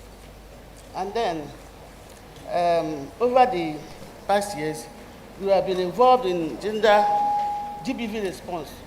We have built a lot of capacity in our state. We made the SOP, the standard operating procedure, the certified guide for GBV responders, and the manual for the service. There are other guiding books that we wrote. We have the school-related GBV activity book for schools. We have the incident reporting forms. We have a quick response to GBV response management. Then we have GBV training manual, the GBV service provider handbook, and then we wrote one how to set up and run advocate clubs. So we also have a website for sending out our informations. Of course, we have designated phone numbers that we use. We also have trained health personnel. We have GBV actors and responders, security personnel, media workers, community leaders, and educators. We interface with the judiciary, the law enforcement, and prosecution. So we have several roundtable meetings with the critical stakeholders in that field. And that is why we have built a very strong partnership within our state and are able to work in synergy with others. So the outcome of the synergy is that we also established the GBV watch committees in the rural areas. Then we have the anti-school-related GBV-based violence clubs. We call them advocate club in some schools. It's just on pilot stage. And then we have the GBV-friendly primary health centers in each of the local governments of our state. We have 17 local governments. Then we went on to form a coalition of the local government chairman wives, so that in all our local governments we have a desk officer, we have a phone number, so that people from that area can get access to the workers. On the school-related gender-based violence club is domiciled in the Ministry of Education, which is headed by a director. Then in the judicial system, we have a GBV Special Prosecution Unit at the Ministry of Justice that is headed by the Deputy Director, and our State Chief Judge has inaugurated new family courts and set to set up GBV Special Courts. So just about 2 weeks ago, we had a high-level stakeholders workshop on the implementation of VAP. And we are drawing up these activities of gender-based awareness. Thank you very much. Good afternoon, everybody. I want to acknowledge everybody here, my sisters, the diplomatic corps. So in Niger State, we had set up, based on the work that we had started with the NIWF, we had already set up the GBV committee, which is domiciled in the Ministry of Women Affairs, and I chair that committee, and we have started work on that. And by the time we got the support from MacArthur Foundation, it came at the right time when we needed it, because at that time, we had just passed the VAP law in Niger State, and the GBV Management Committee is part of that law, so it's domiciled in the law to make sure that that activity that the GBV committee is doing remains consistent. And so with the funding that came from MacArthur, and then we followed up with the town hall meetings where the key stakeholders in each of those communities were in attendance. We as the management committee and the service providers got to hear their own perspectives, and they even gave us ideas on how to tackle some of those issues. And we now went back to the table and came up with solutions that are targeted at those particular communities to see how we can address them. Key to our problem was, number one, people were not reporting. And when they even get reported, they are brushed under the table and somehow cases don't get prosecuted. Then the second thing is the fact that when we do get cases, they are not being investigated properly. And so one of the things that we did, apart from giving out those messages, was to do the capacity building for service providers and combine the police, judiciary, and the Ministry of Justice to come up with a system in which cases are addressed. We have done that, and we are currently going to have a booklet that is going to guide service providers on how all the steps that need to be taken so that cases that are reported are done properly and they are able to be prosecuted. We're quite happy with that particular aspect, and we are hoping that that will work out well. And then we now set up what we call, and I got actually that idea from Abia. Abia had set up, they had set up like a community program with the chairman, with the wives of the local government chairman. So we took a leaf from that and set up meetings with the wives of the chairman. Yes. It was a very good idea when she presented it, and we thought that, and because the wives of the chairman are the ones that have access to the women in the grassroots, and then they have wives of councillors. So we took that idea up and set up how cases can, be addressed through the community, through the wives of the local, the chairpersons, we call them chairpersons in Niger State, as well as the councillors and so on. And then we did, apart from that, now with the SAC centers, we already had one SAC in Niger State that had started when we arrived. But now with the support, we have 2 new SACs coming up. We have the first one that we have is in the state government, the state capital. We have one in Suleja local government. Suleja happens to be one of the local government areas that has the highest number of rape cases in Niger State, and it's currently being set up. And by the grace of God, by December it will be done. Then the second local government that we're setting up a SAC is in Kwantagora local government also. And we have a third one coming up, and even though that is not supported by the Ford Foundation, but we have taken a leave from that, and we're going to set that up in Lapai. So by the end of the year, hopefully, we'll have 3 centers and then 1 coming up in the new year, by grace of God. And so basically, I think for us, the most important thing for us that we have learned from, we have seen with the work that we have done, is the increased awareness and that people have developed. We now have more cases being reported. We have a collaboration with the police, the hospitals, the Ministry of Justice, and the judiciary. They now have a collaboration and a good cordial relationship that allows them to work together. There are GBV desk officers in MDAs, but they were all not working properly. We have set them all up. This is another promise fulfilled. Can we give a round of applause to our First Ladies, please? Thank you very much. Mrs. Eyong, I would like you to kindly respond. I know the UN Women has been very, very supportive in terms of supporting states, not directly with the Nigerian Governors' Wives Forum Secretariat, but in time we would want that support to be direct. But we would like to also hear from you the kind of interventions that you support and how you think the Nigerian Governors' Wives Forum can also latch in, go into a partnership, a very strong partnership, if I may put it that way, with the UN Women to fight gender-based violence in the states. Thank you. Thank you very much. Allow me still stand on the existing protocol.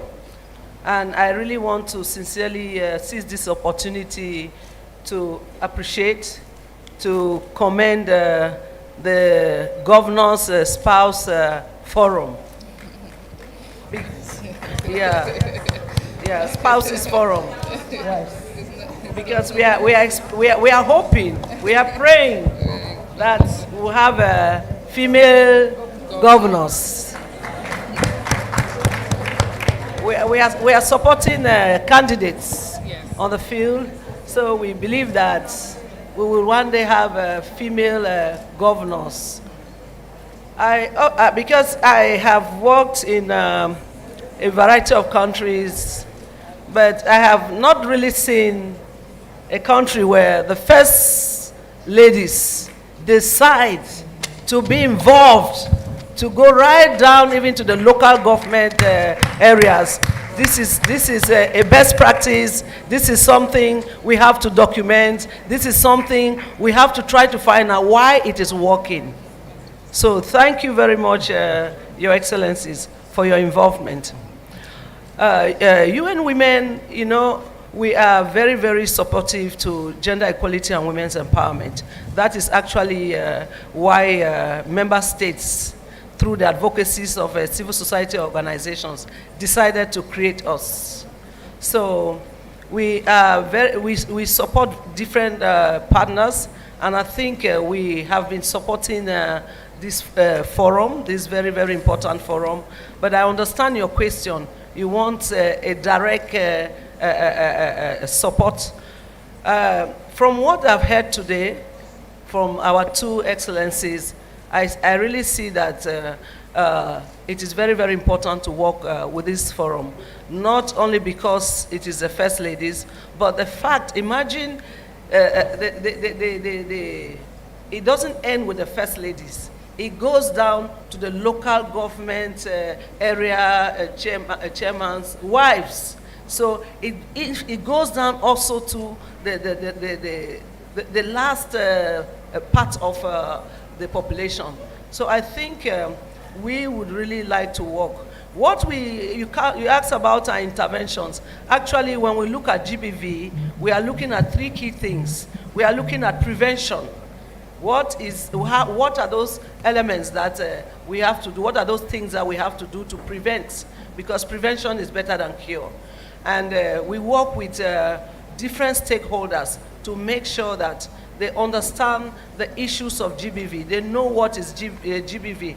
They actually see the connection between GBV, because more often than not, people look at GBV just that it is a rights issue, just that it is something that is affecting the health of people. But we also want people to realize that it is affecting the economies of our society, of our communities, because this has been proven. If you face a kind of violence that you're sick, for instance, you can no longer produce. And if this happens to millions of people, then even the gross national product will go down. So we are involved in prevention in terms of our messages, in terms of the institutions. We also support the traditional rulers and chiefs. We also support them. And we are also in the aspect of response. Response actually is when the person is now faced with this gender-based violence, when the person has been raped or abused. What is it that that person has to receive as services? This is very important. Access to services, access to the shelters, access to justice. These are all the response mechanisms that we work with. And then the other aspect that is also important for us is coordination. Coordination, coordination, coordination. No one agency, no one partner, no one stakeholder can fight effectively against gender-based violence. We need the participation of everyone. We need the participation of every institution, from the highest level to the lowest level, to tackle gender-based violence. So there is a need for coordination.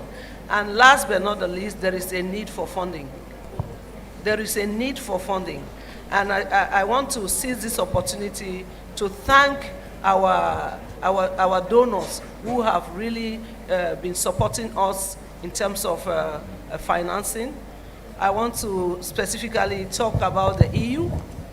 the EU has actually done something that personally I find it very, very interesting, because the EU, they came out for the first time linking gender-based violence and the attainment of the Sustainable Development Goals, and they decided to actually put funding, sufficient funding, to make sure that all of us we are able to fight against this gender-based violence.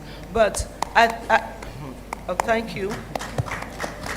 But I also want to say that we need funding from the government. We need funding from the government. We need funding from the private sector. Yes, the private sector can be able to provide funding. So this, I hope I have answered your questions. We are willing to work with the Governors' Spouses Forum directly, because we have seen their effectiveness in how they have tackled the issues of gender-based violence. Thank you. Thank you, Ms. Beatrice. Okay. Okay.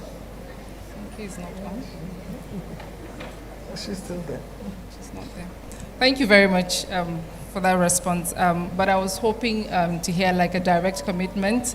I'll give you a good reason why. Maybe I should just speak to the funder directly, because I have an idea of who your funder is. No, maybe you didn't hear well. Okay. Yeah. So a good reason for the donors to support the First Lady's initiatives, it's the fact that it is now an institution. It would outlive every First Lady. First Ladies come, First Ladies go. But the Secretariat, they now have a Secretariat and a Chief Executive that would run the day-to-day affairs of the Secretariat. So whatever happens, there's sustainability.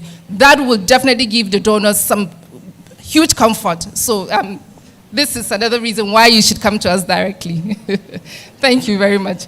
Mrs.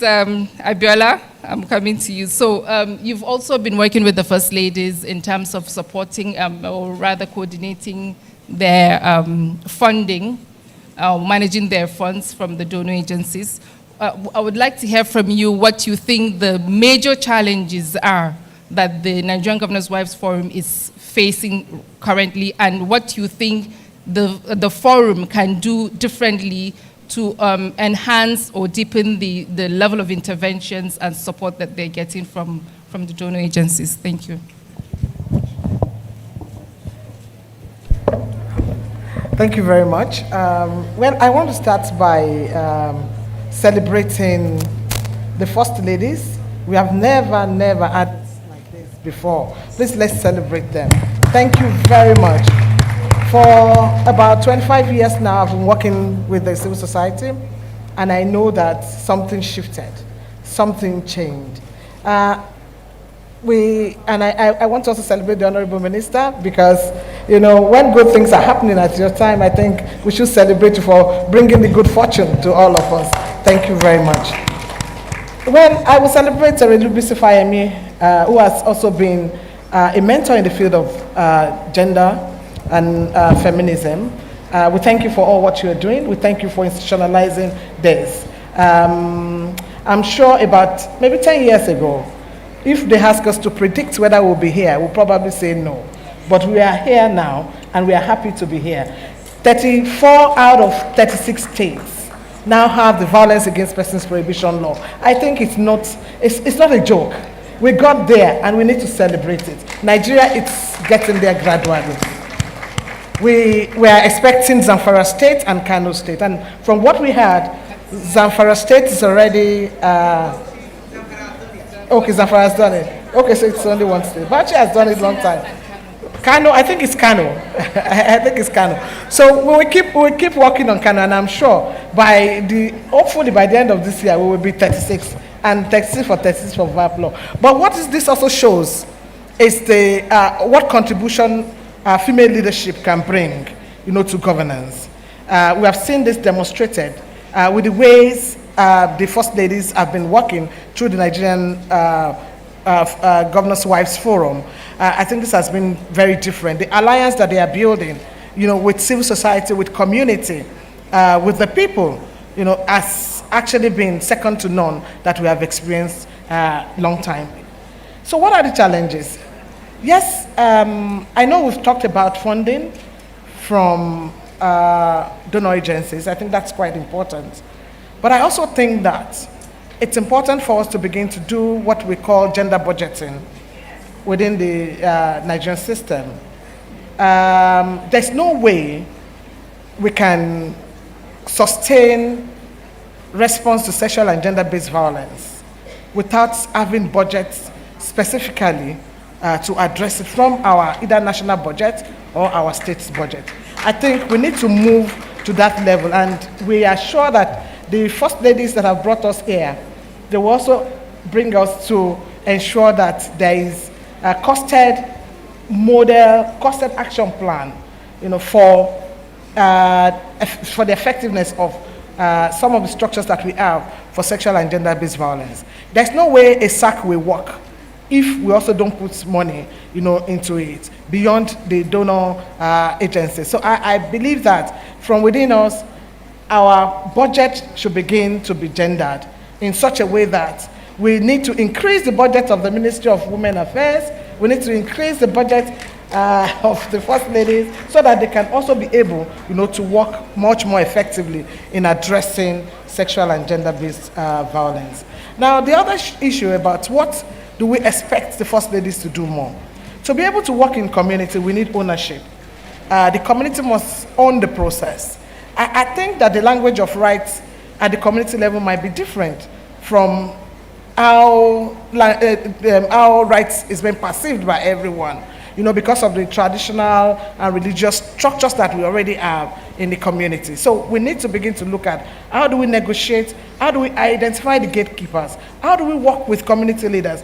The yellow days in the Southwest, they are women chiefs, they are known as women leaders in communities. How are we exploring that opportunities? In other places where we also have women who are chiefs, how are they also playing active roles? Just as we have the Nigerian Governors' Wife Forum, are we also looking at, women chiefs? Do they want to have forums to also stand against sexual and gender-based violence in the community? These are things that I believe that the First Ladies can do to further also institutionalize, addressing issues of sexual and gender-based violence in the community.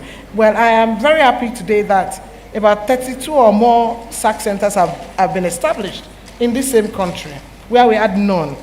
Apart from Mirabel Center, I think in maybe 2015 or thereabouts, then Ekiti joined, and all of that. So now we have more. So we have really, really done very well, but the journey is still very, very long. We still need to do more. I want to thank, once again, the First Ladies for their leadership. Your leadership has been very good for Nigerians. Thank you. Thank you very much, Doctor. All right. We have Ms. Funke Barwa.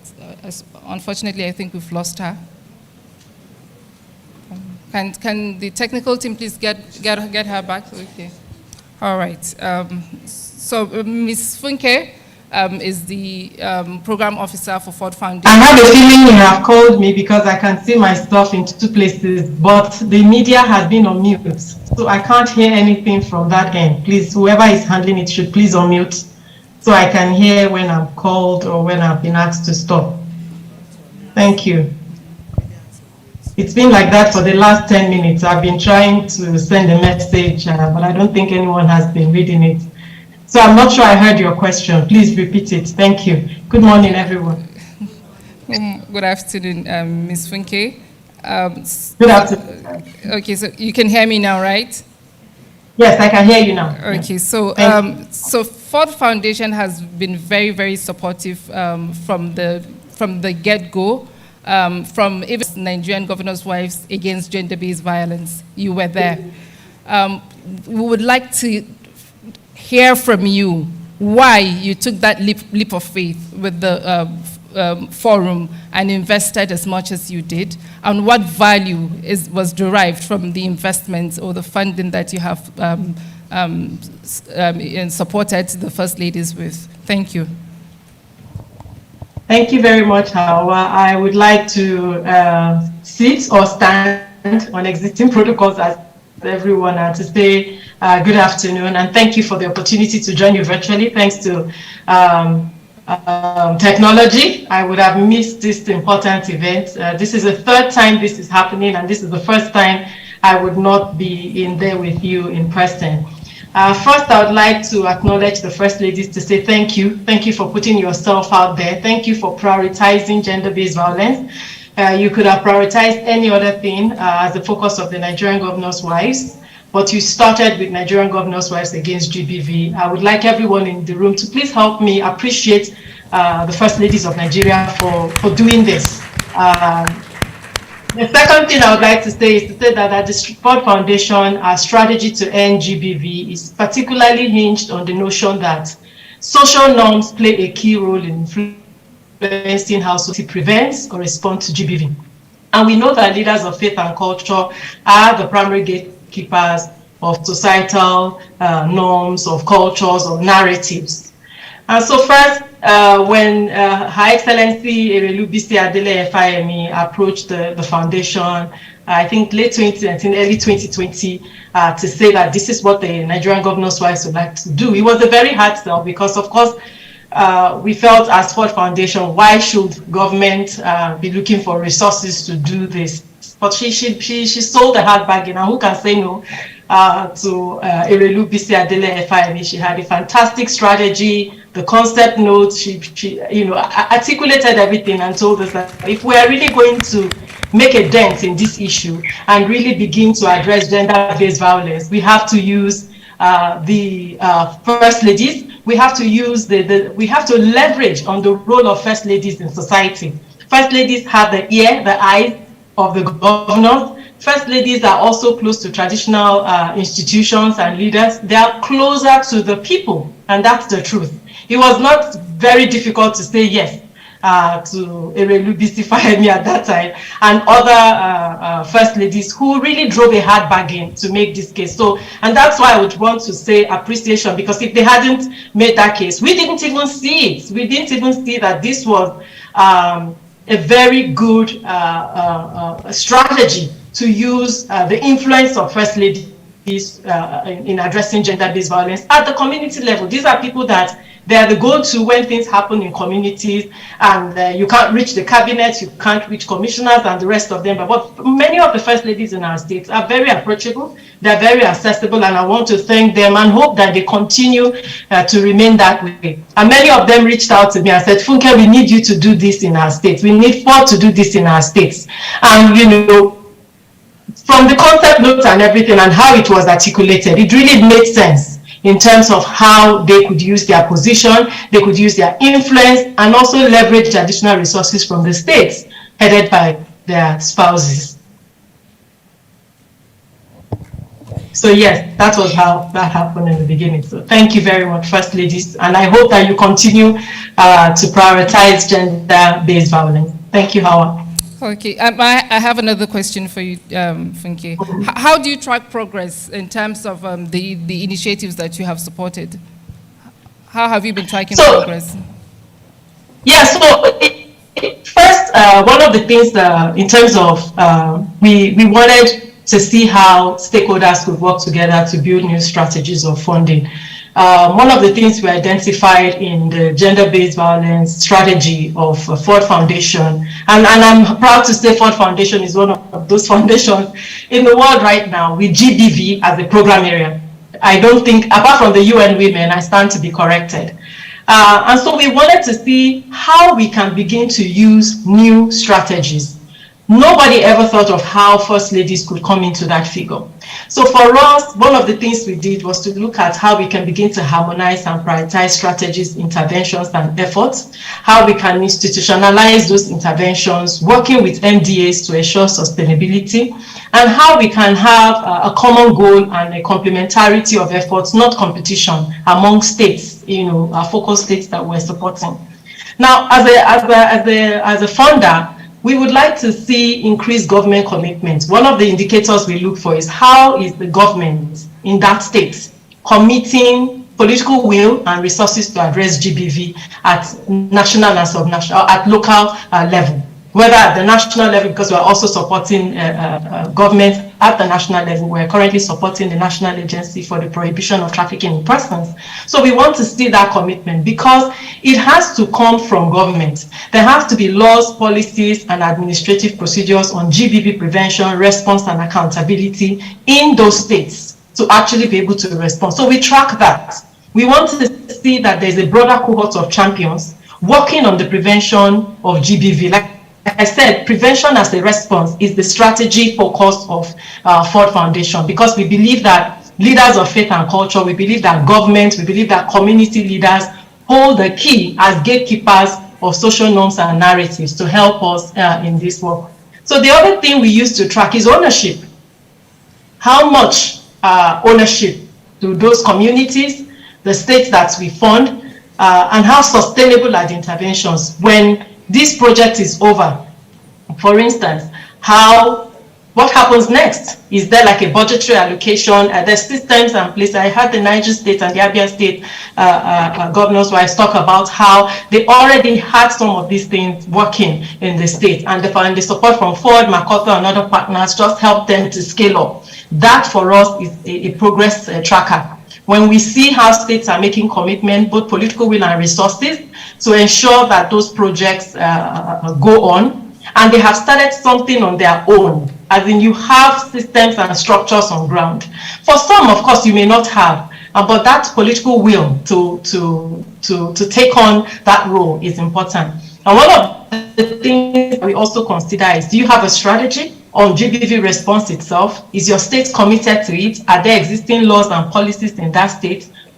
Beyond that, where is the greater need that you would like partners to support? So we have these indicators to track progress at all levels, but most importantly, it's political will, because you can have everything on ground. You can have all the structures and systems and processes, but where there is no political will and the governor, the first lady, the commissioners, GBV is not on the agenda, it's going to be difficult to see the kind of progress that we want. Thank you very much, Funke, for that intervention. Thank you. Thank you. So I would like to take some questions from the audience. Please keep it simple and direct. Any questions for the First Ladies or the donors or the UN Women or the civil society organization?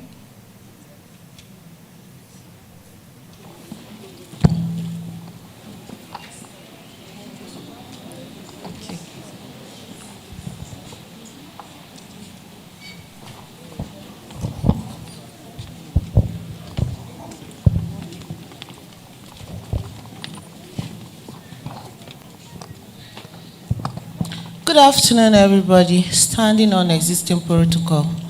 I want to ask, my name is Olufumi Kunle Shumari from Ogun State. Thank you. I want to ask the First Ladies, we have a lot of interferences from our cultures and traditions, like the Ford Foundation rightly mentioned. How sincere are we to tackle some of our cultures that are actually interfering with our reality now? The reality of we standing up against sexual-based violence, the reality of we saying no to it, or are we more of the protector of cultures and traditions than we are of sexual-based violence, which is our reality staring at us? Thank you.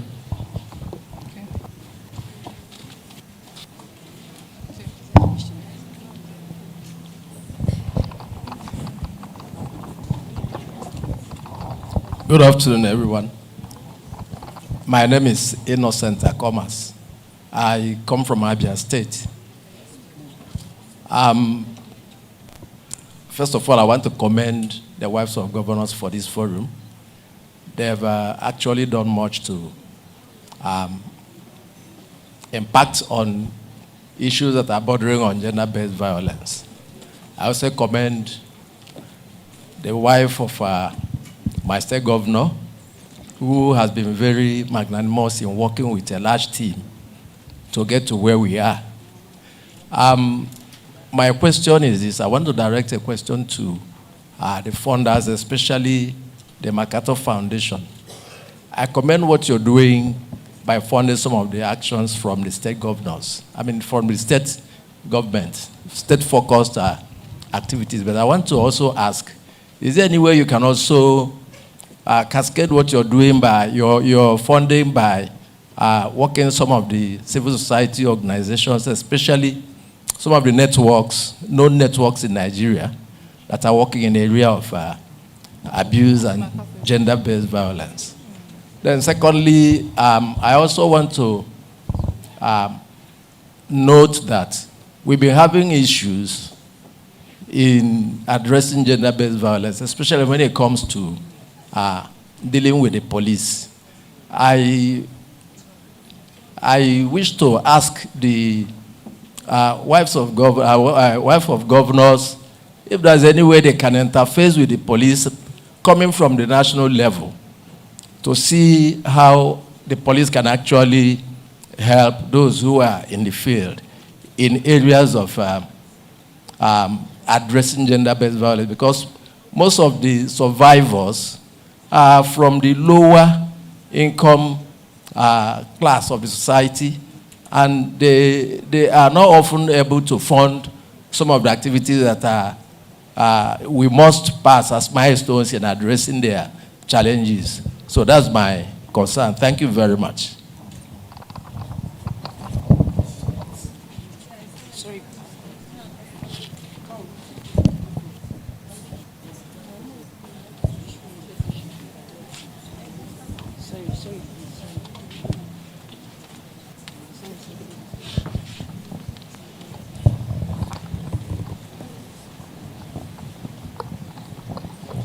Hello, good afternoon all.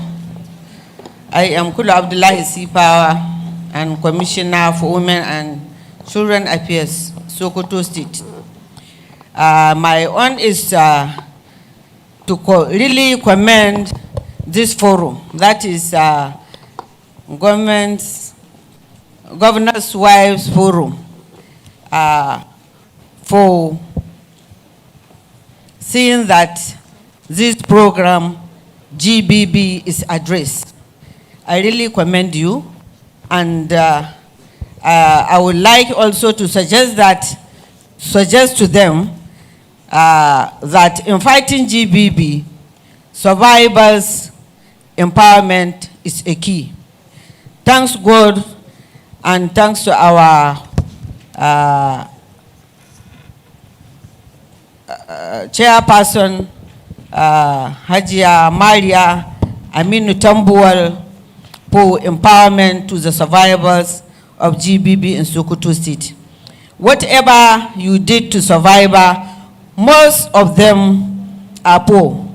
Poverty is one of the key elements that lead to this violence, either domestic, psychological, or sexual violence. So I'm seeking Your Excellencies, the Governor's wives, to ensure that, to increase, to emulate, even day before yesterday, she really did her best.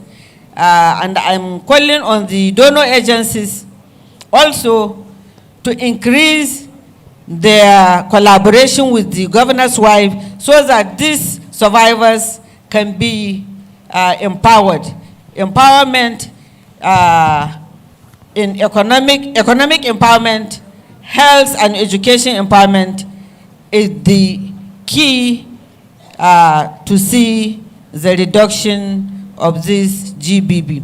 And finally, the other man that talked just now is that I heard him say that how can they collaborate with police? In Sokoto State, we establish response and surveillance team. Response team in the state government and surveillance team in the local government. In this collaboration, we engage. Can you quickly round up your intervention, please? Thank you. It's very important, ma. Please, let me give them the this thing. Just summarize, please. Okay. Thank you. Okay, they can collaborate it at the state level. They can collaborate with all the relevant agencies, security agencies, CSOs and NGOs, if they want succeed. Thank you so much. Thank you very much. We have one last question, please. The gentleman behind, please.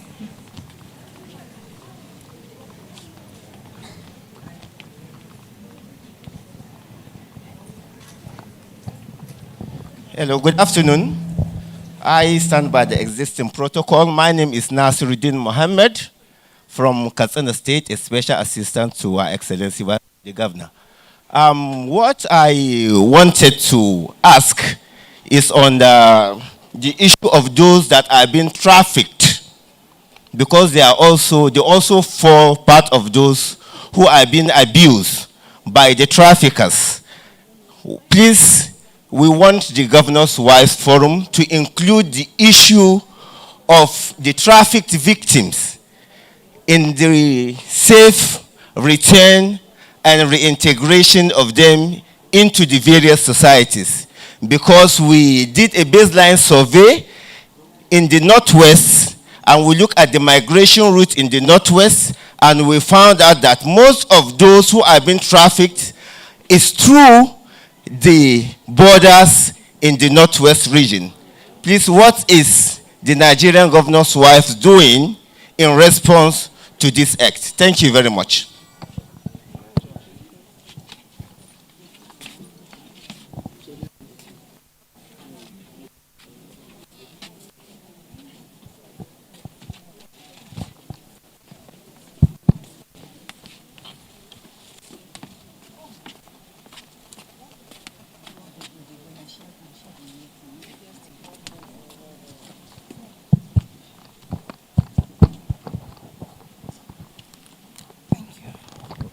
Thank you very much. I don't know, will Your Excellencies like to take the first two questions that were asked?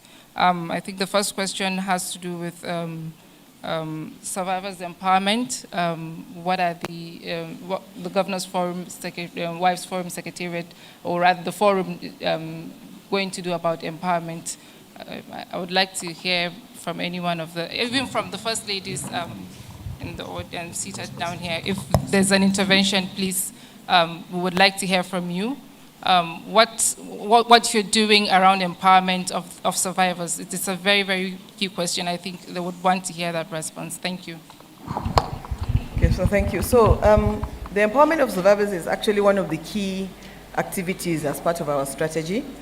The Nigerian Governor's Wives Forum, as part of our activities, we make a donation twice a year, I think, to GBV survivors in each of our states. So each of the governor's wives would be the one to present the names of the survivors in her state, and the forum would give the money for the empowerment of those women.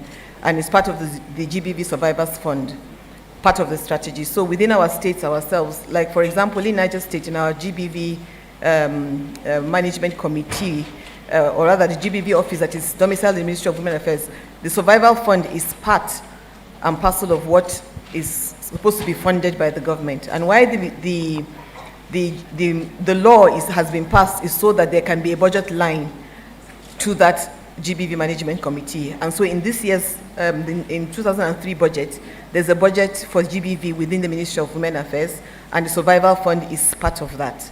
But of course, more funding has to be put into that because it's extremely important, and it goes specifically to empowering women. So. Thank you. Thank you very much. Mrs. Eyong, I would like you to respond to the issue of the collaboration with the police and enhancing their capacity. I know that the Spotlight Initiative has done a lot around enhancing the capacity of the police and also engaging them in the interventions or terminating the fight against gender-based violence. Can you just share with us what the UN Women has done so far with the police? Yes, thank you very much. That's a very, very interesting question because we identified the police as one of those first places that survivors would want to go. And in the past, when they went, maybe a woman who is raped or a girl, they will first start by a blame game. on the lady. What were you wearing? Did you shout? And all those kind of things. So we had to work with the police and even the military, the other security institutions, by developing, they have a gender policy, they have desk officers, and they don't only work alone, they are also involved in the multi-partners group for providing services. So the police are now friendly to survivors who come there.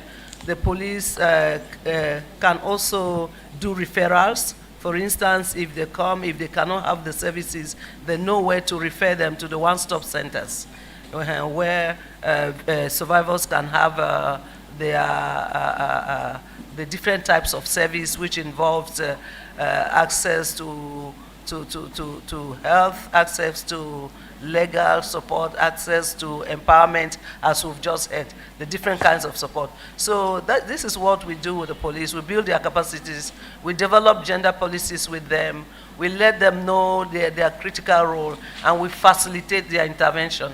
And I think with the Ministry of Women's Affairs, there is also a toll-free line where survivors can also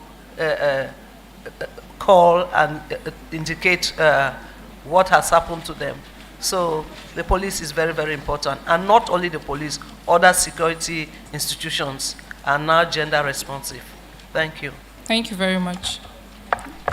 The Minister, please.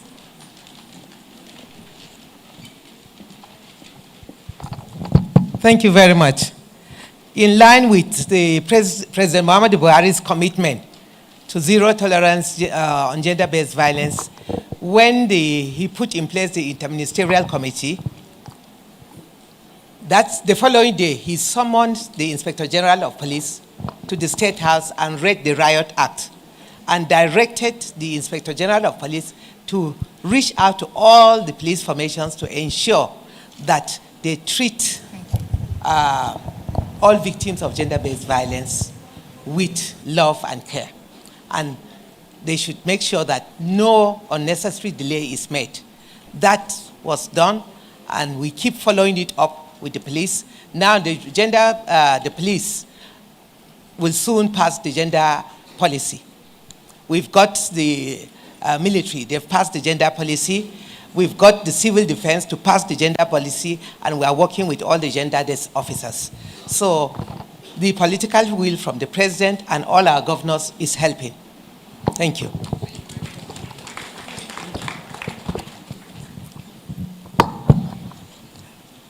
So we have one last question. I don't know if we want to respond to that, because I know there's an agency for the trafficking of women called NAPTIP. Currently, it is not part of the initiatives that it's been driven by the Governor's Wives Forum. So it's out of it. Yes. So can someone respond to that, please? Your Excellency, you want to respond to that? Okay. Good afternoon, Your Excellencies. You know, we have coordinating mechanism. At least I know that is the case in most of the states that I'm familiar with, including Ekiti. And if NAPTIP is not a member of the state coordinating mechanism, they need to be, because trafficking is a very important issue. And all 4 states I know have to address trafficking issues, because when they bring trafficking survivors back from wherever it is they've been able to bring them back from, they bring them right to our doorsteps. And so the sexual assault referral centers and shelters that have been established in the state are what are used to support the survivors of trafficking. So if specific attention has not been paid to it up to now, if you think that's the case, then I think NAPTIP needs to find a way of establishing a stronger relationship with the Governor's Wives Forum. But the framework and the principles are in place. Thank you very much for that wonderful response. And UN Women too is also working on trafficking. Okay. Yeah. Good to hear that. So there's a lot of collaboration around trafficking in women and children. I hope that answers your question, the gentleman behind. So at this point, we would like to round up. Just out, we can just take, sorry? You want to respond to? Okay, which of the questions? Okay. The first one. Okay. Okay, go ahead, please. Yeah, I want to respond to the question by, I think, Madam Shomori from Ogun State about the fact that how real is the move against social norms. I just want to say that let's just be realistic about everything. We're coming from a very long tradition, history, culture, and so it's not also very possible that within a period of 3 or 4 years, everything will come back, to normal.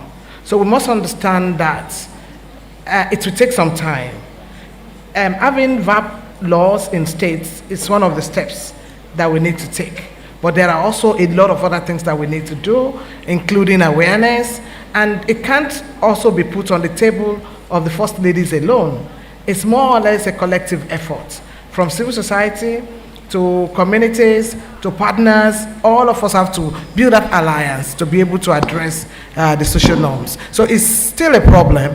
It has not gone, but I think more efforts, more work, more collaboration, more coordination will make us to have zero tolerance to sexual and gender-based violence.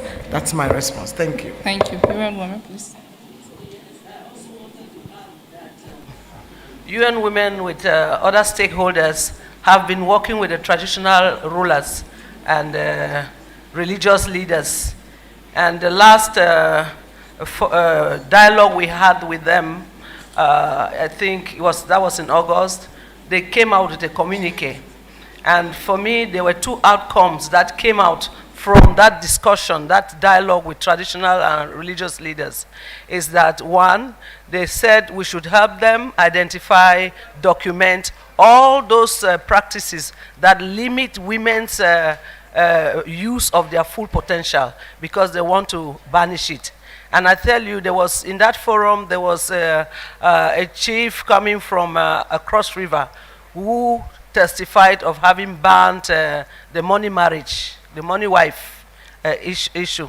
The second thing I got from the traditional rulers was that they want to join the women's advocacy on 35% of women representation in the parliament. So work is going our traditional rulers and our religious leaders. And I think maybe at the level of the different states, we could see how we could bring the Governor's Wives Forum and also the Kotla, the traditional leaders. They can work hand in hand. Thank you.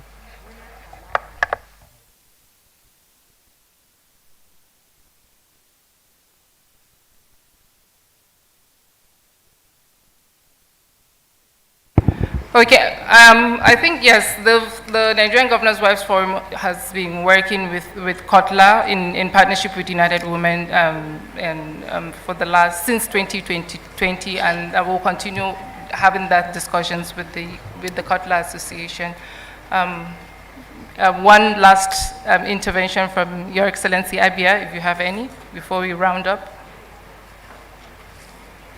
I think we need a lot of enlightenment to our community leaders, to our religious leaders. That's what we do in Abia. We reach out to every one of them so that they can now reach out to those people. So that when people know their rights, when they know that such things exist, they can now speak out when such thing happens. And then, like in my state, we have just signed that women will inherit like the male. So it's just awareness and then reaching out to our people in the rural areas. Thank you very much. So at this point, I think it is time for us to wrap this session. Our topic again was from promises to practice, reflections on community interventions that indeed there were reflections. I mean, you are convinced that you have seen that the impact of partnership at the community level is evidence based on the works that the First Ladies are doing in their various communities, and that this impact, they're also involving the communities in ensuring that, you know, the interventions are localized and directly targeted at them. The Nigerian Governors' Wives Forum obviously has achieved a lot. The promises are being fulfilled, and they will continue to push for more promises and commitments made at the Nigerian Governors Forum level to be fulfilled.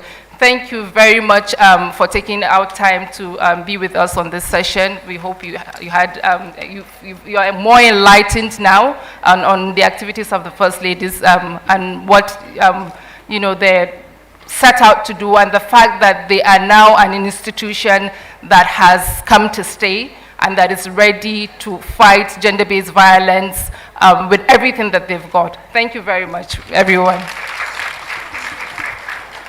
Thank you, my panel. Thank you. Yes. Can we please appreciate that one more time? All members of the panel, can we have a group photograph with Hawa, please? Our next line of action is going to be evidence-based in terms of what these wonderful women have been able to put together and driving the zero tolerance and actively coming together to stop gender-based violence. Okay. Sorry.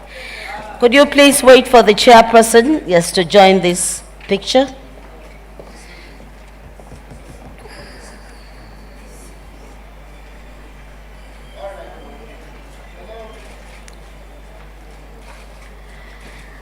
Thank you. I'd like to ask a few questions. How are you sharing your wrapper?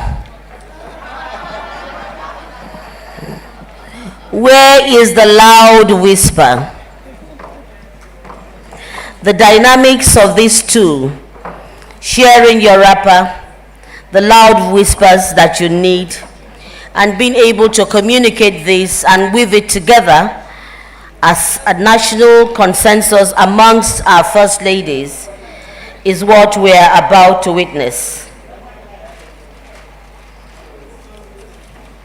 She has been, and I think with what I saw since the beginning of this program, should always be a leader. Please, let's celebrate ourselves as I invite to the podium the chairperson of the board of directors, or board of trustees of the Nigerian Governors' Wives Forum, herself. I just say, I call her Erelu of the universe, but I'm sure you all agree with me. The immediate past First Lady of Ekiti State. She's here with us. Please welcome Erelu Bisi Fayemi, who has instituted what we have today under her watch. I think that, yes, I can see the support that she's getting has put continuum to this development, to this association. I welcome you, my sister, and I'm very proud of you. Thank you. You're welcome. Thank you very much. Thank you.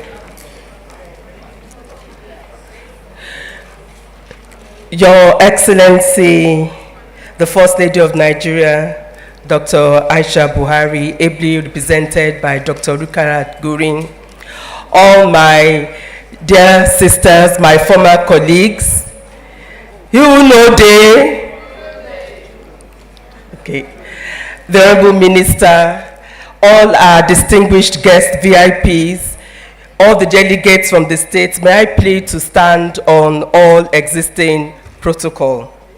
We are behind time, so I'm going to rush through this next phase, and I'm sure most people here would like to take a break because we've been sitting for a while. It's not going to take long, but as we go into this next stage, Your Excellencies, We've given you some documents, so we are going to be calling you at some point to come on stage with the document, but we'll let you know when it's time to do that.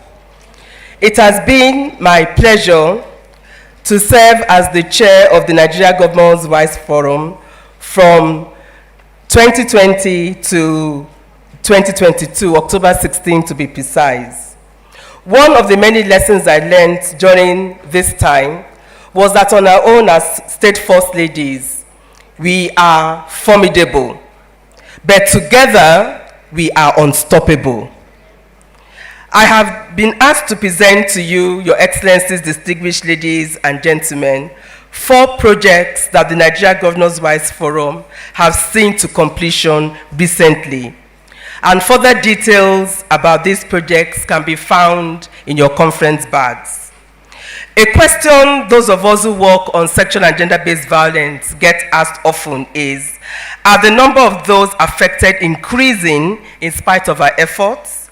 Or are more women and girls simply coming forward now that they feel they will be heard and supported? The truth lies somewhere in between.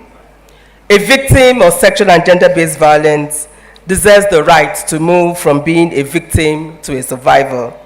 A victim is voiceless and powerless with no agency. A survivor has a voice, hope, and the power to take control again. A victim becomes a survivor through the quality of support they receive, ranging from prompt medical attention, short to long-term psychosocial support, access to justice, economic empowerment if needed, and patient, compassionate, and experienced champions. Today, the Nigeria Governors' Wives Forum is presenting these projects as part of our humble contribution towards the mitigation of sexual and gender-based violence in our country. The first project is the GBV Accountability Tracker. I'm going to quickly run through the projects and I'll call the persons responsible to come on stage as we launch each one. The first is the GBV Accountability Tracker, which is a collaborative project of the UN-EU Spotlight Initiative, the Presidential Inter-Ministerial Committee, and the Nigeria Governors' Wives Forum. As we heard earlier, this tracker was developed to address the complexities of accessing quality, reliable, and survivor-centered information. The tracker is a one-stop platform for GBV-related information, and it has recently been agreed that this project is going to be domiciled now that we have a permanent secretariat of our own and we have a CEO of our own. This project is now going to be domiciled at the Nigeria Governors' Wives Forum. So, Excellencies, distinguished ladies and gentlemen, our first project is the GBV Accountability Tracker. Our second project is known as the GBV Responders and GBV and Service Providers Directory. This GBV Service Providers Directory was inspired by the Orange Pages initiative of Invictus Africa. The partnership with Invictus Africa has provided us with an opportunity to expand their Orange Pages to reflect more agencies and resources across the 36 states of Nigeria. The directory contains the names and contacts of verified and validated individuals and organizations, as well as details of SAC centers, all of which respond to GBV. So, distinguished Excellencies, First Ladies, I'm sure you would have been relieved to not be hounded consistently to provide the information for this directory. We are pleased that this directory has now been done. And may I ask Buki Shonibare, can you wait from where you are? I'm going to bring you up shortly, of Invictus Africa. Thank you for that. And this is the GBV directory which we are presenting today. Our third project is National Guidelines for GBV Standard Operating Procedures.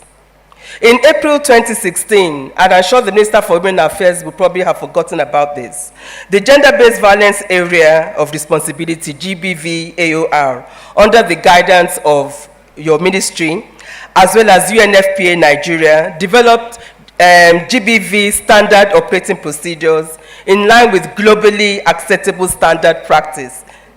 It was expected that all states of the Federation and relevant stakeholders would adopt the SOPs for use. This has not been done until recently. Last year, with the help of the Ford Foundation, 4 states, Niger, Edo, Abia, and Ekiti states, were able to develop their own SOPs.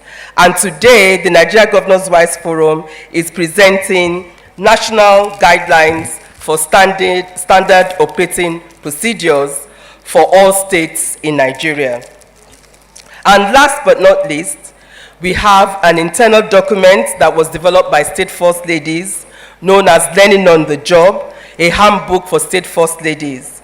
And this document contains our constitution, contains a code of conduct, and also contains valuable information on protocol, etiquette, and other information that would be helpful to any experienced First Lady or any of the incoming ones who are going to be coming on board in 2023 due to our political transitions. So, ladies and gentlemen, I'd like to first of all call on the representative of the Minister for Justice, who is going to talk to us about the tracker in 2 minutes.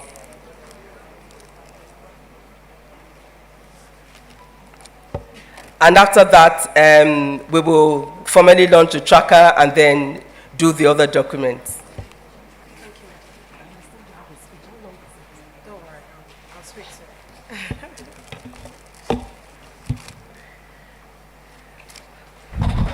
Your Excellencies, distinguished ladies and gentlemen, on behalf of the Honorable Attorney General of the Federation and Ministry of Justice, I'd like to commend the Nigerian Governors' Wives for this laudable initiative. No doubt their commitment and sustained engagement on this issue is critical to the success of our national response to sexual and gender-based violence, I think I'd like to use the opportunity as well to commend the European Union as well as the MacArthur Foundation for providing support for the various initiatives anchored by the National Governors Forum as well as the Interministerial Committee on SGBV. As you probably are aware, since it was the Interministerial Committee was established, it was observed that there was no uniform platform to access the effectiveness of the various efforts targeted against HGBV at state levels and also at the national level. In order to address this gap and track progress at the national and subnational level and monitor the mechanisms for response, the National Governors Wives Forum, the Interministerial Committee on GBV, as well as the UN-EU Spotlight Initiative, collaboratively developed the GBV Accountability Tracker. The tracker is expected to provide information including costed action plans, funding sources, information of available response teams nationwide, specialized SGBV courts, as well as gender desk offices at federal and state MDAs. It would also house information on existing sexual assault referral centers, shelters, and GBV hotlines. Legal framework, including laws and policies for addressing SGBV nationally and subnationally, will also be available on the website. Most importantly, the platform will track the information on caseload, including rate of reporting of such incidents, number of cases investigated and undergoing trial, conviction or acquittal rates, etc. We hope that the operation of the accountability tracker will foster a positive attitude towards reporting SGBV to various service providers and ensure that facts are not misrepresented, particularly on issues such as reporting of the activities of justice sectors and other responses to SGBV. I'd like to congratulate the Nigerian Governors Wives Forum on this very laudable achievement, and I would now like to invite Ms. Samuela Isopi, the EU ambassador and head of the EU delegation in ECOWAS, in Nigeria and ECOWAS, to formally launch and unveil the SGBV tracker. Thank you very much.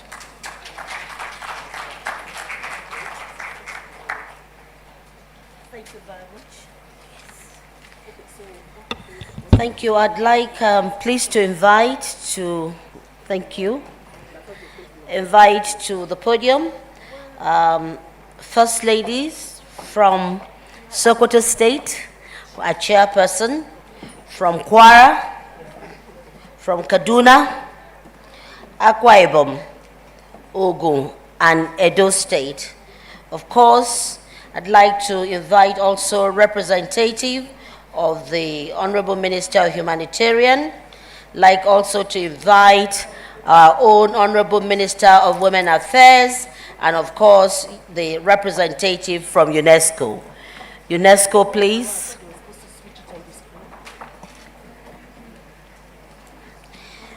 And of course, representing the mother of the nation, I'd like to bring in Dr. Gurin, please. Thank you.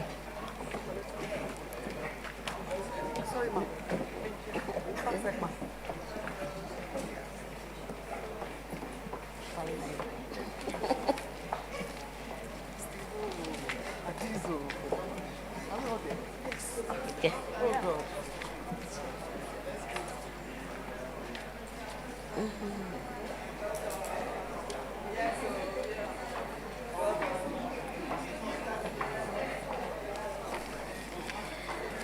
So we're going to be watching the launch of the SGBV Accountability Tracker in collaboration with Spotlight Initiative and Interministerial Committee on GBV.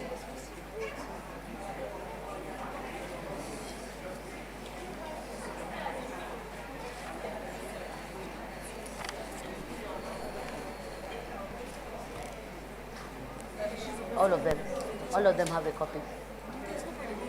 Okay.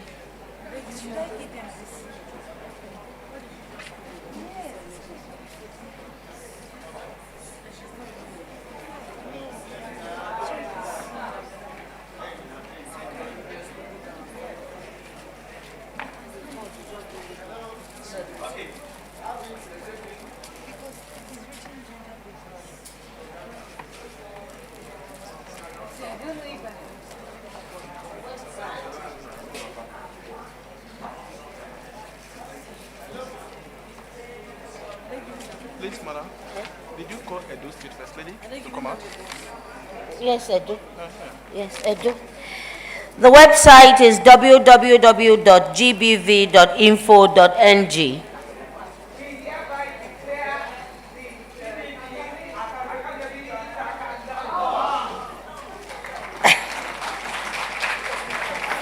Thank you. Thank you so much. Thank you, Excellency. You're welcome.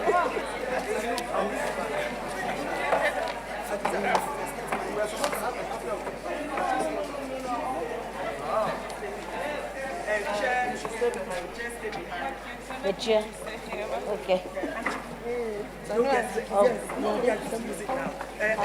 Okay. Hello, so we need some of our sisters back on stage. And Honorable Minister, please don't go. Excellency, the Chair, Sokoto Excellency Ogun, please don't go.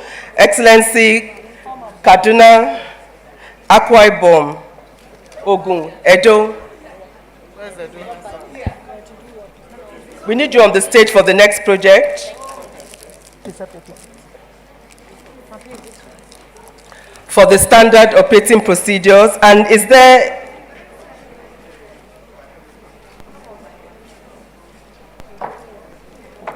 Dr. Gurin? Mrs. Akwa Ibom, come back.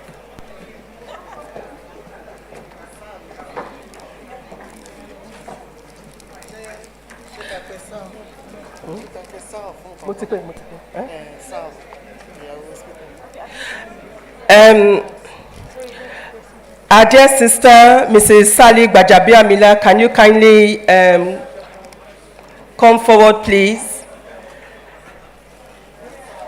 And I would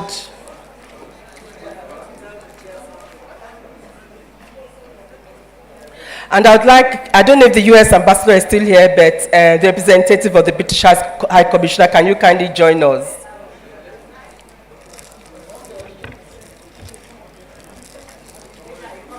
And then after this, Excellencies, please be on standby because I'm bringing everyone up now, and when you come up, you're going to come with the GBV directory.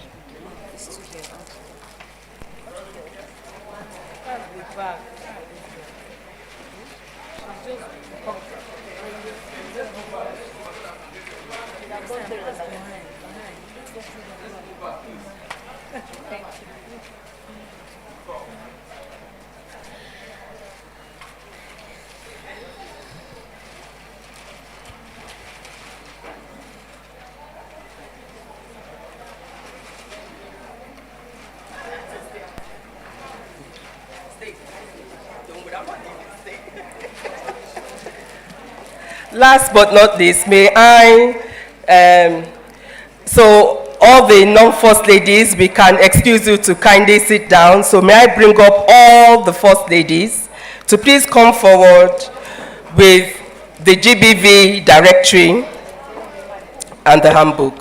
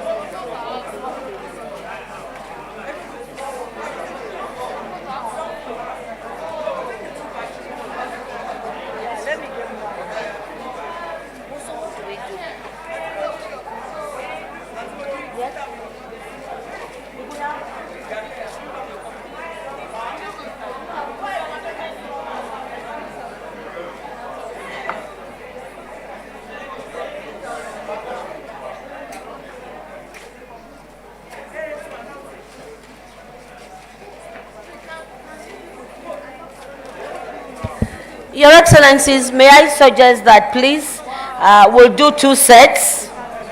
We'll do two sets so that everyone is in the picture. Thank you. We have the first set now and then we have the second.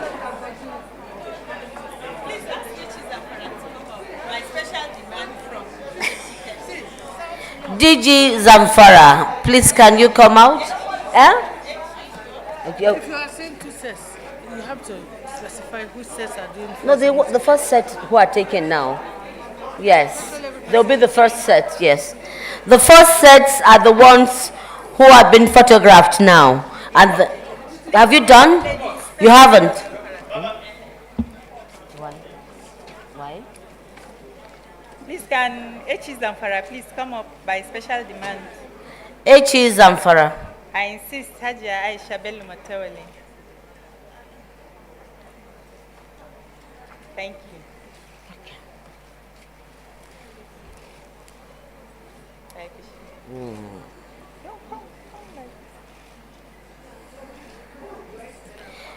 Yes, I think we have the first set. So go down. Please, if you have taken your picture, thank you, Your Excellencies.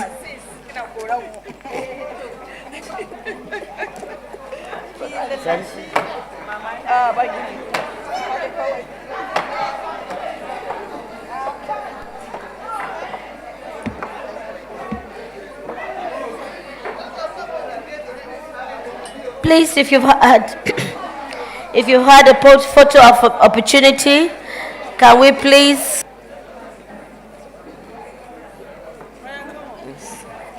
Thank you.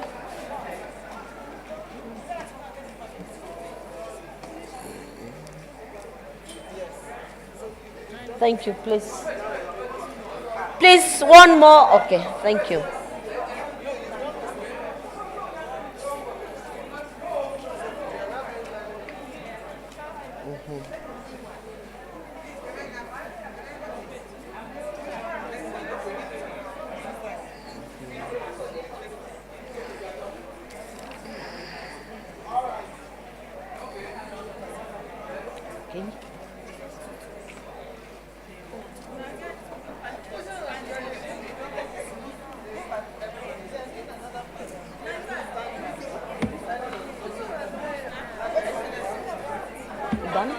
Done? Okay.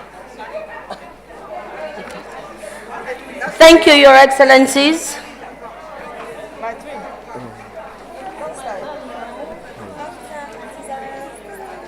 Thank you, Auntie. So we can move on to can carry on with the program. Shebikini Doku, vote of thanks. Why? Who said I so? said it. That I should announce this name. The first one, that was it. Why? And that one, I mean, What happened? You didn't want to take it. I thank you all, ladies, Your Excellencies all. Please can. While we settle down, please for.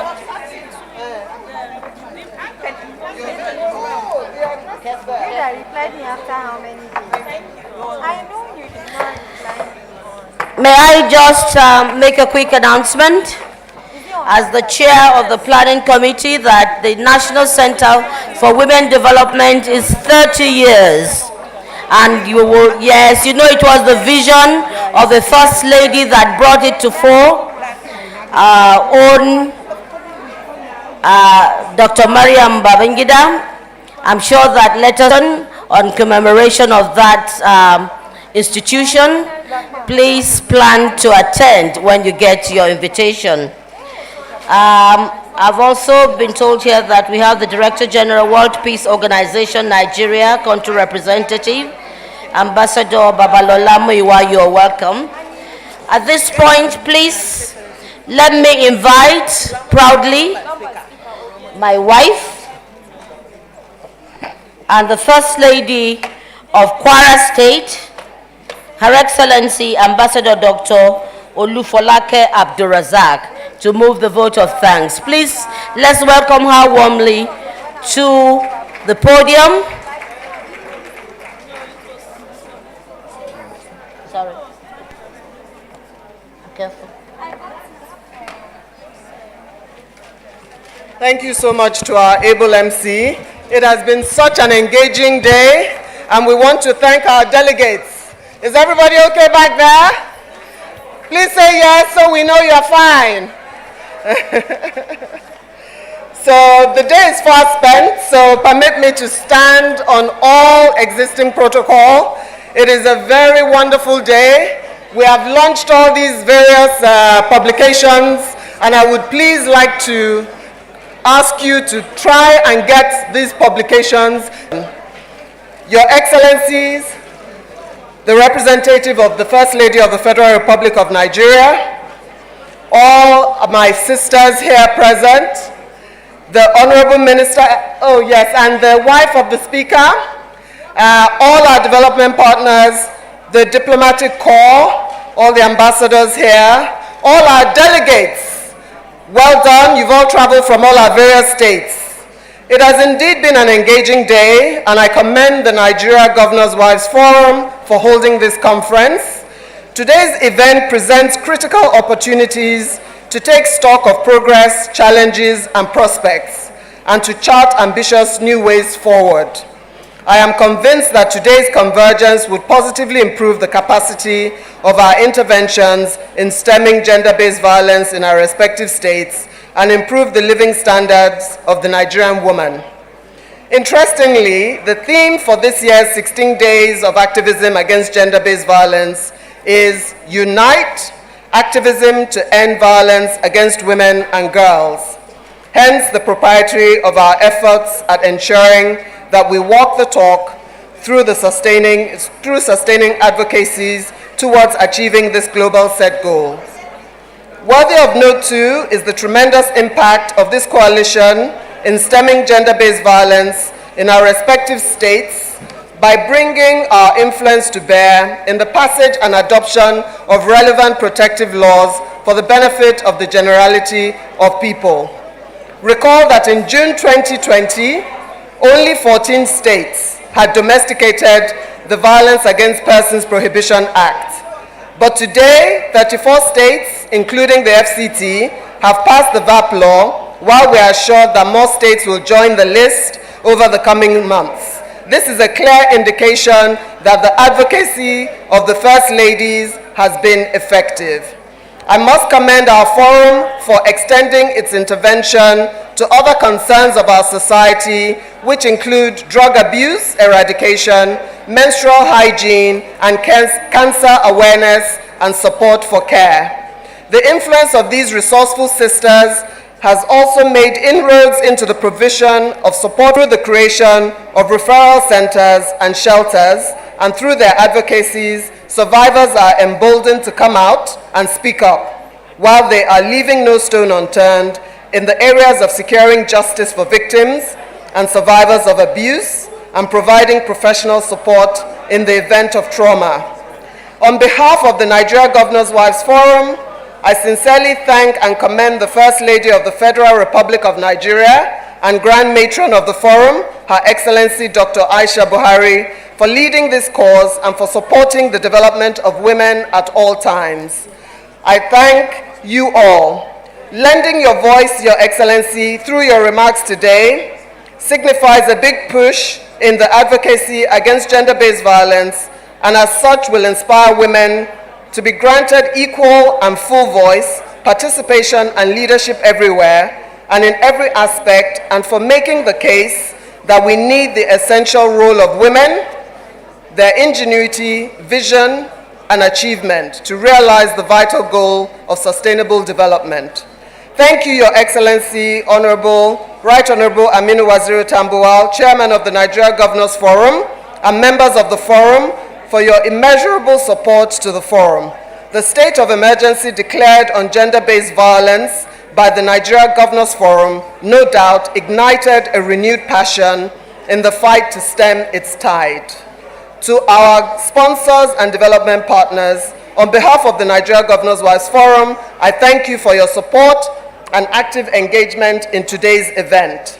To all our speakers here today, from the Honorable Minister of Women Affairs in particular, ambassadors and special representatives to our partners, and all others, especially the representatives of Ford Foundation and MacArthur Foundation, we say a huge thank you, and to the EU as well. Finally, we thank all our hardworking and tireless support groups from the Secretariat of the Nigeria Governors Forum, led by Mr. Ashishana Okaru, thank you very much, to the CEO of the Nigeria Governors' Wives Forum. I can tell you she didn't sleep until about 3 or 4 a.m. this morning. And members of the Secretariat, we say a huge thank you to you all. Thank you to every other person who has in one way or another contributed to today's successful event. You should see my view from here. The orange is really speaking. Excellencies, distinguished Gonu, we have so much more in the pipeline, so please continue to be with us. Thank you so much.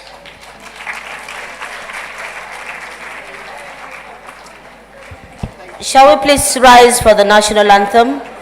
And may I please plead that aides would ensure that we allow the First Ladies to take their leaves, from us and other dignitaries as well.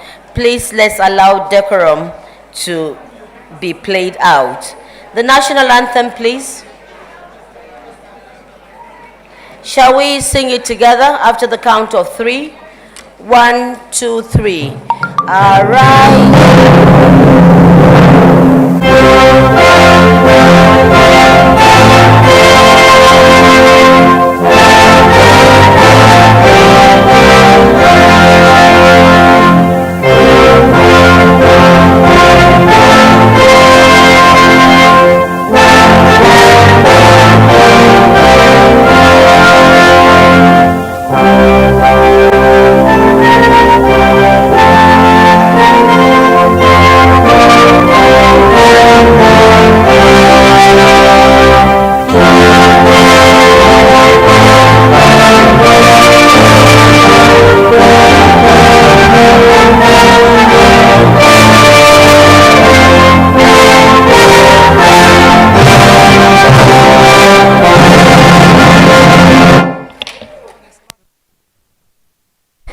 Lunch is served.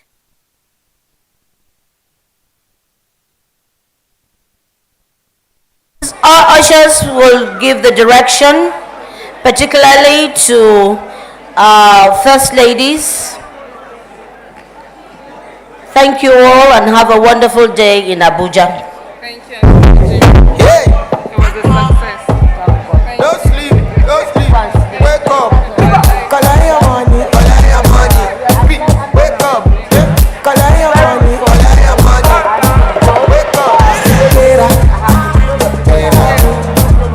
Go get the moolah. Wake up.